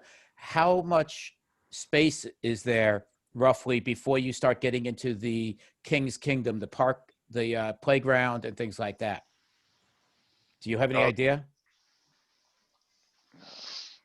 There is a good amount of space between the playground. Perfect. A lot of grassy area. Yeah, there's 100 feet there. Okay, cool. So it's easy. It would be something of putting a 2-lane in there to access and coming in and doing parking back there might be a good alternative then. My only concern on that is you have all those doors that are good. You're gonna have traffic going against all those exit doors there. Well, we just talked about those, we might not have those exit doors there. Because, it could be reconfiguring the offices. So, and it could be a sidewalk, keeping the sidewalk that's there and just coming up next to it. That's a possibility. We might get into a little grade issue in this back corner. Might need a small retaining wall. Okay. There go all my maple trees that I planted as a third grader. I was actually thinking of leaving that and going around the backside of them so that there is a physical separation between that walkway and the access drive. Yeah, that It'd be a would shame to work. take those trees down. Yeah, I think I've actually seen a plan that had a road Yeah, we did along have the one. side of the Yeah. building. Okay, we did have that. Okay. All right. Yeah, like I had said, I think it really depends on which makes more sense, going around from the left or going around from the top. All right. Brian, the reason why I'm thinking about the left, what we just talked about, is it's one less amount of traffic getting near the school. You know how we have the issue of the high school, middle school, and especially the morning traffic and the backup in the afternoon. So we're trying to avoid that. So guys, if I know you haven't done a traffic study, but that road that's there is basically bumper to bumper in the afternoon of people waiting to pick their kids up. Yes, sir. Brian? I wonder too how much you can do parking just along that road and just kind of take parking spots from the grass from the road to the grass, take some parking lots along that southwest row, the southwest border, going along that. Oops. Down here? Yeah, along that way. You could have staff parking. They literally can walk the sidewalk to the main entrance. A lot of people park there for voting, say, and they walk right in. You could add parking down there. Taking down a bunch of big trees. Yeah, that's true. Where is the line where the property that's under the care and custody of the Board of Selectmen that's separate from the Passios property? Is the corner right at Memorial Drive there as it's drawn now, or is that some other line? That is my understanding that is the delineation between the different properties. Okay.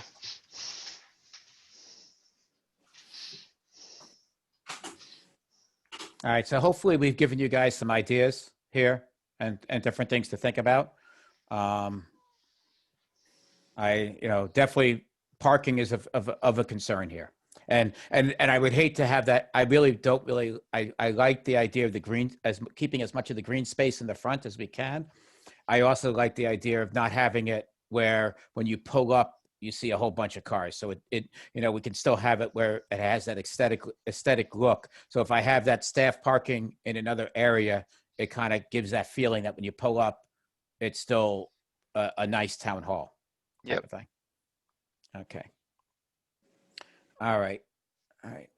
I mean, we could always, if this parking is still desired, we could always do a small earthen berm in front of it and then put some plantings on it to reduce the visibility of the vehicles. It's always an option too. Okay. All right. All right. Excellent. All right. Is there any other updates from the architects that we need to address, guys? Yeah, I'd like our mechanical engineer to talk about, Ron to talk about the approach, and then Bob is our electrical engineer to see if he has any comments about the capacity of the generator or general lighting. But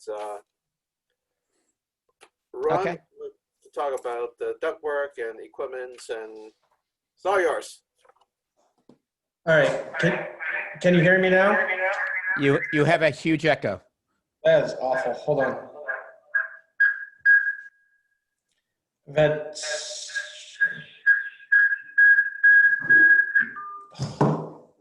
Can you hear me? Yes, There that's you better. go. That's good. I can't hear you though.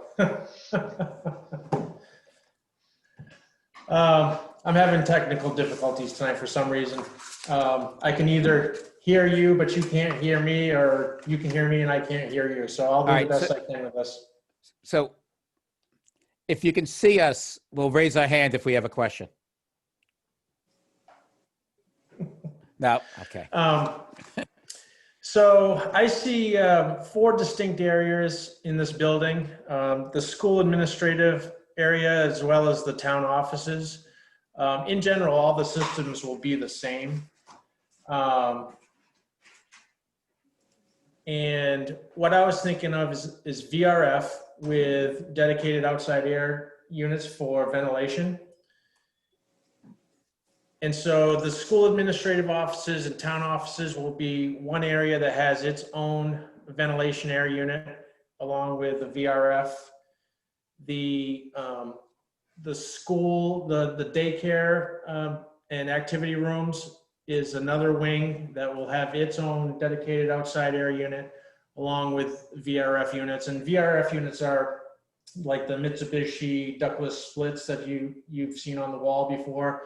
In this case, we would either use recessed ceiling cassettes, or we would use concealed ducted units, depending on the space and depending on the aesthetics of the space. And the middle area where you have PAX and ACE, that's another distinct area. That's going to be a little bit more of a challenge, and we'll have to work the details out on sound requirements for the studios, because I know those have sometimes have some pretty specific sound criteria so that they don't have noise invading their broadcasts or things of that nature. So that requires some oversized ducts, some silencers, some different things. So those systems will be a little bit different. And then the other systems that will be slightly different are the gym area and the kitchen, because those are quite different uses. The gym will have its probably own dedicated unit that will heat and ventilate and cool. And then the kitchen, we're going to have to upgrade the kitchen exhaust hood. It doesn't currently meet code. That will require a makeup air unit as well as a new kitchen exhaust. And the dishwasher hood that is in that area also has its own hood and exhaust fan, and the ductwork associated with that also isn't up to snuff. It has a long horizontal run that isn't necessarily pitched. So as the steam condenses from the dishwasher, it can collect in the duct, rot the duct, or leak all over everything else that's below it. So there'll be some modifications to that as well. The boiler system actually is in very good condition. It's relatively new.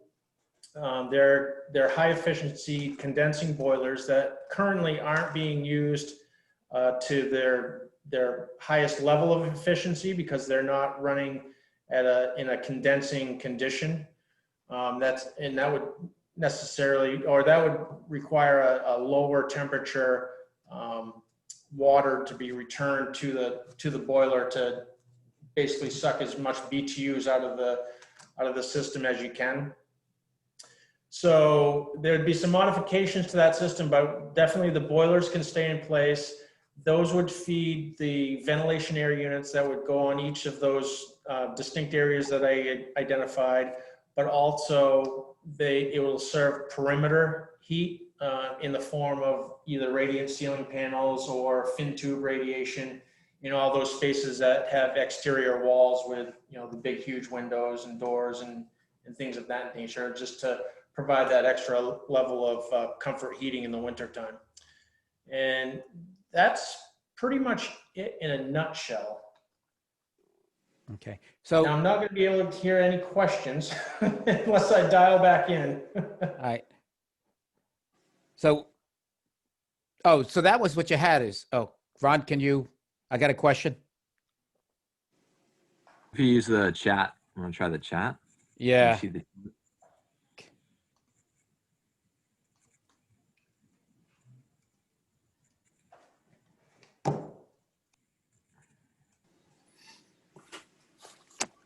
He's not looking at the computer, so.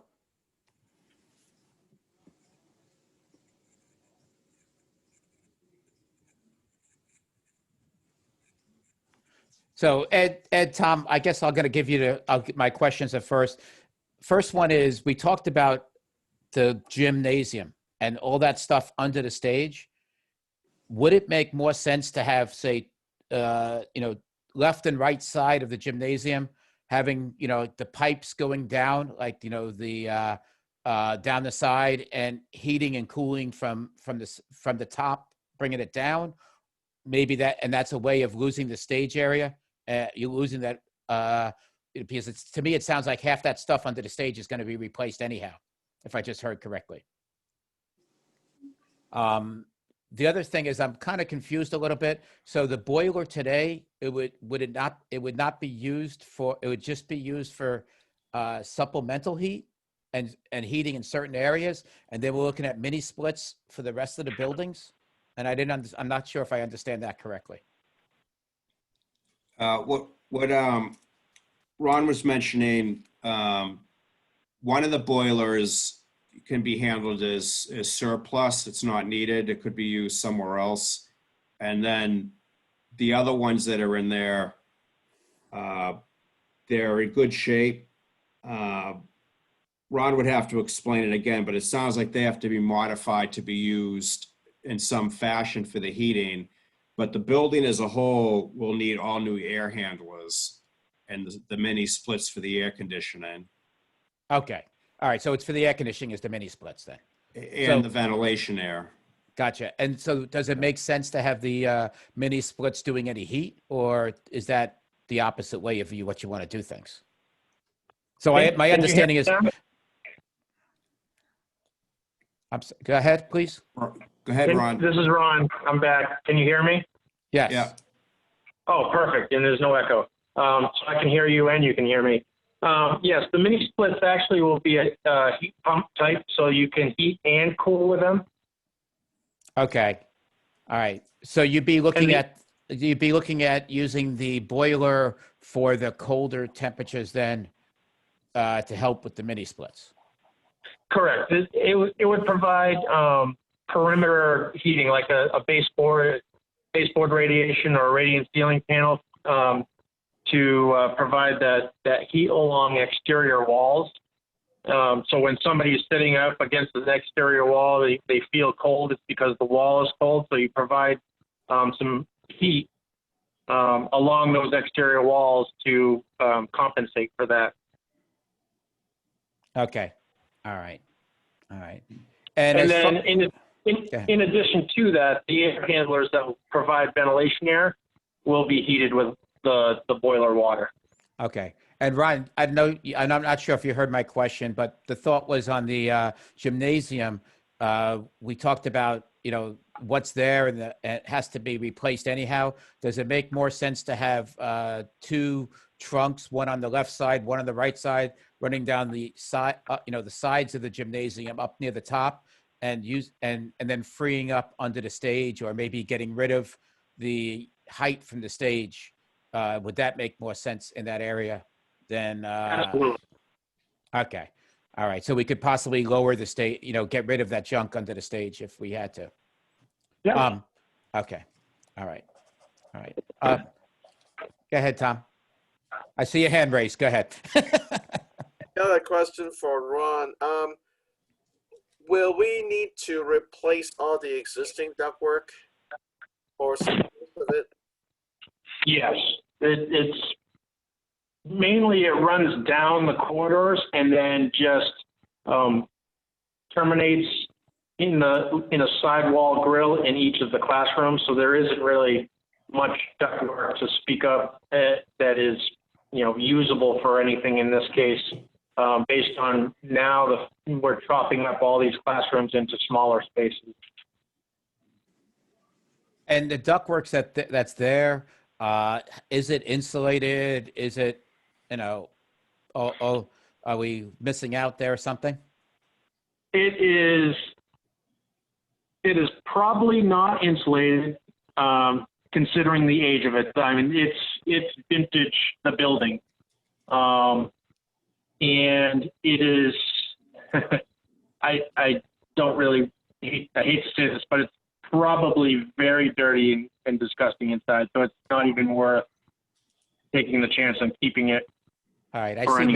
I see Mr. Londa shaking his head, so I'm going to have to say he agrees with you, and he knows those much better than any of us. So, okay. All right. Ed, you got your hand raised. Go for it, buddy. Question for Ron. Ron, this came up at the last meeting. A member of the community asked the question, do we need to replace all the domestic water piping in the building because of reports of lead in the water? That's one question. The second question is fire suppression. I don't believe the entire building has a sprinkler system. Would we have to fully sprinkle the building? We'll have to, I'm pretty sure that we'll have to sprinkle the entire building based on the occupancy. And they are correct. There is no, it's not a fully sprinkled building. It only has sprinklers in the corridors to provide that means of egress for people to get out. None of the classrooms are currently sprinklered. So again, with breaking up these classrooms into individual spaces, we would have to add sprinkler to that system. There are currently 2 water entrances that are both domestic and fire suppression, and we would have to take a look at what we would need to do to either use both or bring in a new single water entrance for that purpose. Okay. All right. How about the domestic water question, Ron? Oh, the piping. If the piping indeed is lead lined, then yes, we would have to replace it. There's no getting around that. Okay. All right. Brian, did you have a question? I saw the hand moving. Okay. I thought it was just adjusting the screen. Okay. All right. So on that question of the domestic hot water, seeing that it doesn't, we're not really changing the bathroom or any of the locations that much. So I first thought was if we were changing things, it would make sense to go to PEX anyhow, but it looks like if we can keep it, we can keep it, right? We can't sell the copper for much these days, huh? Actually, copper's worth quite a lot. What we've seen a lot of facilities do is run their mains in copper, and drops or branches out to the fixtures are in PEX. Okay. That's one way to save some money. Okay. All right. Excellent. All right. Is there any other questions for Ron? All right. Thank you, sir. Not a problem. Thank you. Sorry for the technical difficulties. Hey, that's why we love Zoom. Okay. All right. All right. Who else you got there, guys? Is David there for anything, or is he? Oh, no, we got from David already. Ron, electrical? Bob Curran's on the call for electrical. Bob, if you could talk about your observations on the electrical system, power, lighting, the circuit boards, fire alarm, things that need to be replaced. Yeah, hi, everybody. Hey, I have my own tough technical difficulties. I had to go to my cell phone. Do you hear me? Yes, sir. Yeah. Okay, great. Yep. What I've got basically, it's a existing 800 amp service. I'm anticipating upgrade needed due to additional cooling and definitely if a kitchen is added. So that's a possibility.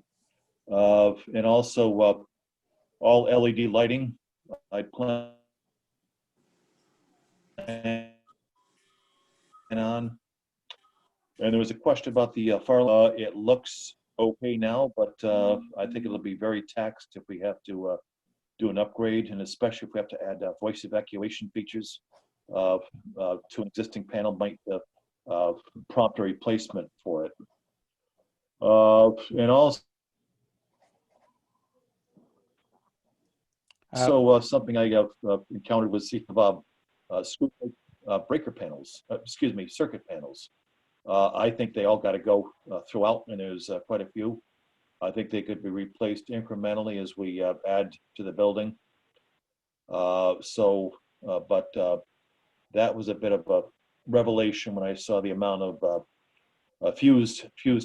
screw type fuse panels. I did look at the generator. I think it's fairly new vintage. I saw that with John, and of course that'll be determined as to what we need for capacity and what will go on it. But it looks like a sound source of backup power. And until we get the floor plan finalized and mechanic equipment would be a big thing. When that's selected, we won't really know, but we have a pretty good start on things right now with the existing service. Okay. All right. Is the thoughts on as far as IT side? Are we looking at like is that something I'm going to have to discuss with my IT folks? But are we looking at mostly doing wireless? Are we going to have to be wiring the place for low voltage? Is there a thought of looking at like PoE for the LED lighting instead of running electrical wires, running low voltage wires and doing some PoE or something like that? So we can add for occupancy sensors or anything else like that? Yeah, good questions, Dave. Yeah, I think I want to work pretty closely to see what their preferences are for IT. I think I'd anticipate a drop per room at least, Cat 6, as well as wireless routers throughout for maybe guest use and occupant use. And PoE, I'm thinking maybe we probably have just local controls for lighting. They're quite capable, and to kind of keep it economical could do the trick. But yeah, certainly I'd like to have PoE as in my back pocket if need be. Okay. All right, And the excellent. same for security. I'd probably want to meet with you folks. There is a security panel right now, but it's extremely minimal. And I think, obviously, with today's contemporary environment, I just hate to think the active shooter type things that have to be considered. We'd have to, I think, visit the security system and anticipate an upgrade to that too. Yep.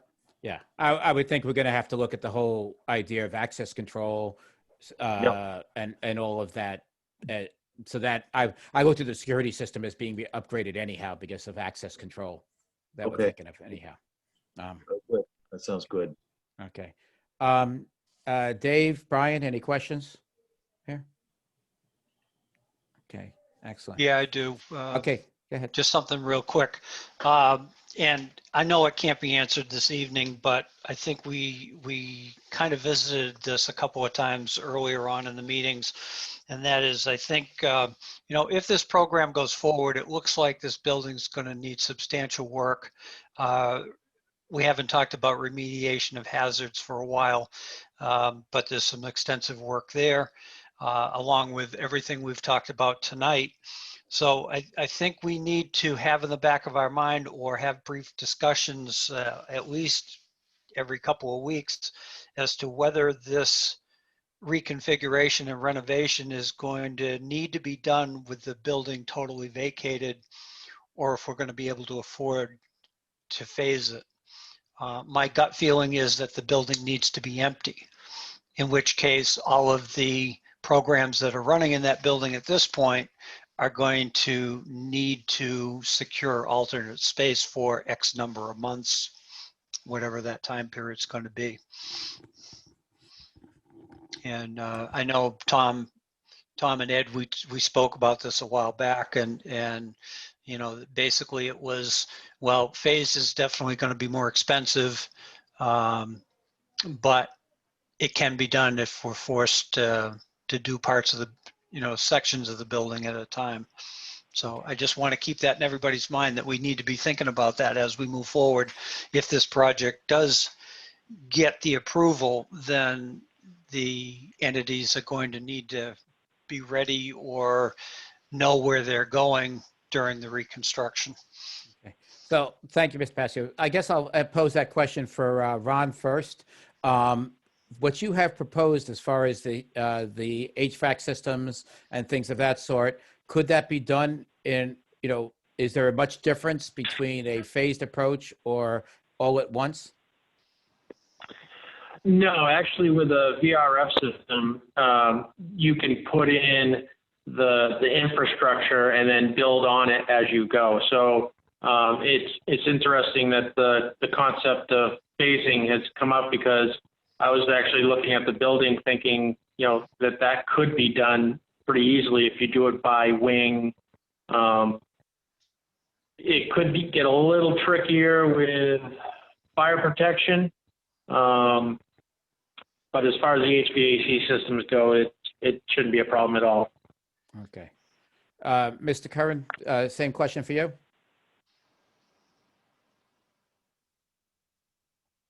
Oh, I lost Bob again. Okay. Nope, I'm back, There he Dave. is. Okay. Yeah, I think we can incrementally add if need be, but wiring will be a lot less of logistically. It'd be easier to do logistically and light up zones, et cetera. And maybe just make sure that security follows occupancy as we go. But Okay. no, I don't anticipate phasing be an issue for me electrically. Okay. Excellent. Yep. Thank you. Sure. All right. All right. All right, guys. Tom, Ed, anybody else you have for us? No, that was David. Did John want to say anything? Is he still on the call? He's kind of on the call. He's got a personal matter he's attending to, so this is kind of okay on the side. I do have an issue though. This just popped up. John sent this to me. Where are you? This sign right here says that it's a future skate park for Lunenburg coming soon. So is there something planned for this area to the west of the building? The group would like to do something there, but I'm not sure what they have. You know, it's that's not that has yet to be determined. Okay, I'm just because if we start looking at this as an access option, are we then killing the potential for a skate park there? Okay, so let me ask. I see the town manager has her hand raised, so I'll ask for her input on this. I had in my comments earlier referred to the TAPE study. So if you look back at that plan design where they had suggested parking, the skate park is outside of that parking area. Okay. Proposed skate park. So it would be closer to the playground. Yes.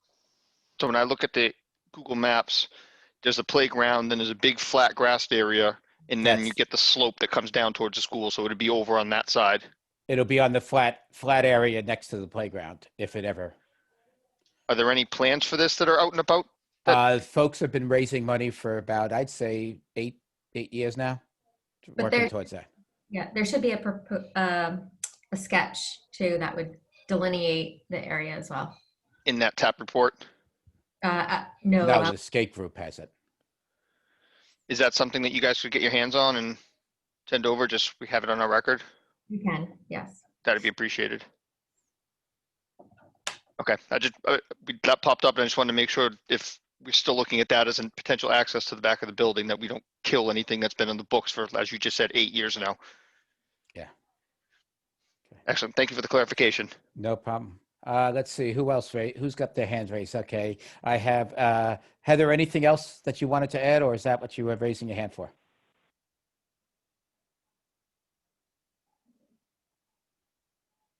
That was all. Okay, thanks. And Mr. Passios, you have your hand raised?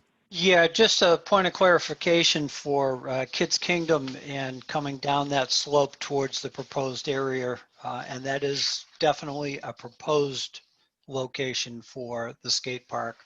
That's still very much up for debate and will be for quite a long time, I believe. But anyway, Kids Kingdom is under the care and custody of the school department. So one of those lines on that diagram there delineates between the Passios property and what is still under care and custody of the school, which includes Kids Kingdom. Yeah, and I believe it's that line. Yep. And as I say, Kids Kingdom is a ways, excuse me, the skate park, being a member of the Parks Commission, who is also involved in those negotiations for that skate park, it's got a ways to go to be located on that property But if it'd we're be involved with somewhere more in this area. John, Mr. Chair, if I could through Mr. Wanda, the line drawn off the corner of Memorial Drive, is that where the school custody property starts and goes towards Kids Kingdom, or is it up further? So where the box with the X's, if that was slid just a little bit more to the right, that would be where Kids Kingdom is currently located. And so that's the area that the school department maintains. Okay, so it doesn't extend down as far as that line that they've drawn in red off the corner on Memorial It's right Drive? up to that line. It is up to that line. Okay. Thank you. So doing anything up in this area for a road isn't going to affect the potential for a skate park. Correct. Okay. Thank you again.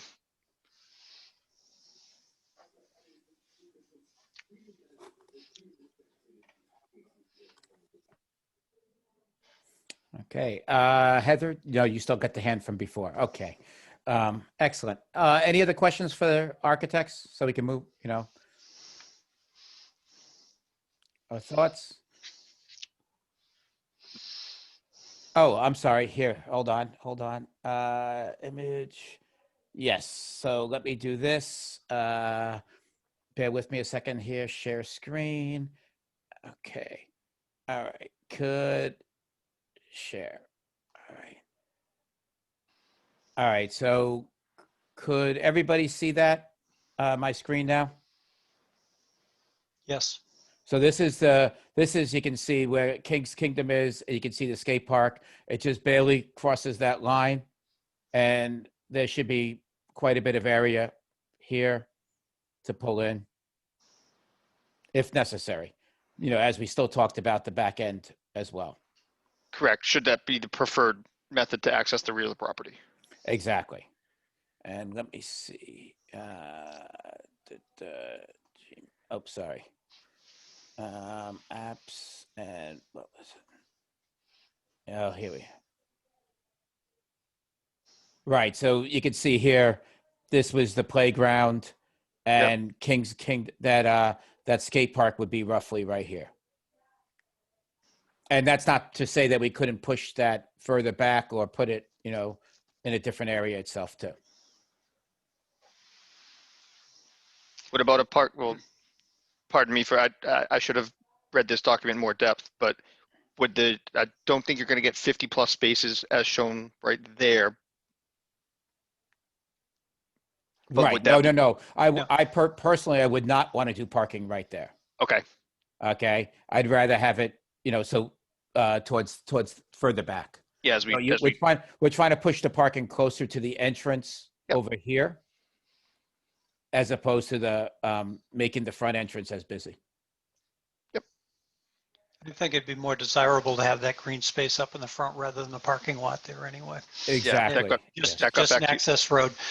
One thing to consider, and I'm not a traffic flow guy, but maybe it makes sense for that to be one way.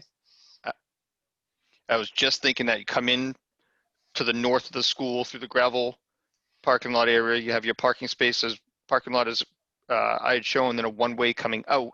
And then that also allows for fire truck circulation around the building, which I'm sure the fire department would love. I honestly had it the other way around, but you're the flow guy, so whichever way works is fine. Again, trying to move as much traffic, especially in the morning and late afternoon, away from the existing access road to the middle high school from Route 2A in and from Oak Avenue in. Right, so now somebody would come in, if you go the way you were thinking, you come in from 2A, you take a left, go across the front of the building, turn right, go around. Yep, exactly. Yep, or you could come down Memorial Drive and access it also from the center of town and access that take a road left around there. the front. Yep. That makes a lot more sense, actually. Yep. And I guess the idea of maybe if it made sense, you could put some parking spots lining here and then, coming around. Yeah, maybe we put them there as it's instead of in the green space in front. Right. Well, I was thinking, or even if you had it where you had some of the staff parking went like maybe one side and then wrapped around all on one side, so you'd have it less of a, a big parking area, less and more of a, if it's a one-way, make it Yep. more of a open area. The only thing I'm just going to state though is that when we get into that back left corner, we run into some grade issues, so we might need a small retaining wall, but that's pennies on the scope of the entire project. I would say so, yes. Yes. I probably have enough blocks laying around in the yard here for you if you need it. Yes. All right, excellent. All right, so I'm going to stop sharing. All right. Okay, anything else, guys, that you can think of? Excellent. All right, so I'm going to move on. I need to move on to the next agenda item. And the next agenda item is to talk about community outreach that we have. Brian, Dave, any thoughts, comments on this? So guys, just so you know, architects and guys, we are planning on having an article in the November town meeting to be a update article as to, you know, what we're looking at, like kind of trying to show as much as we can about what the usage is going to be. And we're hoping by November that we have all that nailed, you know, we're thinking by that time we should have all of that nailed down and some ideas of, maybe we're starting to get into that point of some ideas of relative costs and things like that. Does that sound about right for you guys? Yeah, and when do you need to have the information submitted for the town meeting? So the thought is the town meeting article is going to be very much a update article. So we wouldn't have to have the details. Heather, town meeting is slated, or Dave, town meeting slated for when? November 17th. So you figure by the end of October, we'd like to be able to have information and start compiling and getting ourselves ready for town meeting. Does that sound about right, Dave and Brian? Yeah, that sounds good to me. Yeah. The only thing being is a determination as to whether who's going to do the presentation at town meeting. Are Tom and Ed going to put something together that could be a presentation on its own, and then the committee fields questions, or how we work that? But we could discuss that in a future meeting. I would agree with Dave. I think it's a potential that the architects could be presenting, and we'll see how far we get and where we are at that point, but we'll keep talking about it as we get closer. Right. We figured you have all those wonderful modeling programs and things like that to dazzle them with brilliance, you know, or as they say, the other comment, baffle them with, and things like that. Okay. Oh, did I lose my quorum for the meeting was the question. Yeah. I think so. I did. Okay. All right. So we really can't vote on anything or anything like that at this point. Yeah. All right. I lost that a while ago, actually, huh? Thank you, Heather. It's just what I needed. In fact, my family's going to thank you. So do I need to probably close the meeting then? Or should we talk a little bit more about community outreach without voting? I don't have anything else to add for community outreach. All right. I think, well, all right. So let me just do this. Meeting schedule as I had it is we have a next meeting is October 7th. Is that, I'm sorry, October, we had September 29th in there.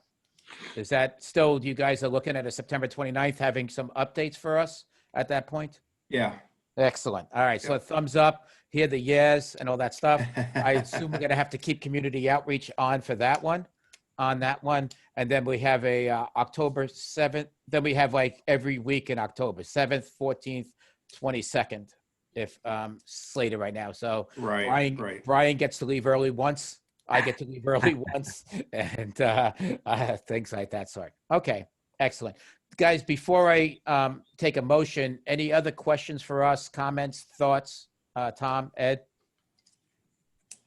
Actually, one item, maybe John Londa can help us with the issue about the domestic water piping in the building. The last meeting, a member of the public mentioned that there were tests had been done that there's lead in the water. Is there any documentation that that's true that might help us out? or any documentation that the piping is lead line piping that's in the building? John, you're on mute, sorry. What I would say about it that we know, so we've done testing over the last couple of years and we have gotten high lead readings. And so we don't really know if it's lead in the solder of the joints in the near end piping, but that's kind of our sensing of it. So, and I'm not sure that it's all the piping. I think it may just be the lead solder. So nothing definitive on that, but that's kind of where we are in it. Mr. So Chair, if we if I- make a recommendation to replace 100% of the piping, was the testing done in the building or outside of the building, the water lines leading up to the building? Is it lead in the water coming to the building, or is it the tests inside the building? It's a test inside the building. The water coming into the building is fine Okay. because it comes in at other places just down the street from us and it's fine. So Okay. it's a local problem, but I don't know that there's an issue beyond close-in piping. Mr. Chair, quick question through you to Mr. Wanda. Sure. Back at the time those test results were released, there was also some discussion about water treatment for that building. Is anything like that in place to minimize the infiltration of lead into the water from the piping itself? I seem to remember something about some discussion about that. Whether it was ever done or not, I don't know. Yeah, so there's nothing been done. Once again, the water coming into the building we think is fine. And so there's nothing you can treat at where it's coming into the building. And I said, we tend to think it's located issue at the fixtures with the close-in plumbing lines and the fixtures. Thank you.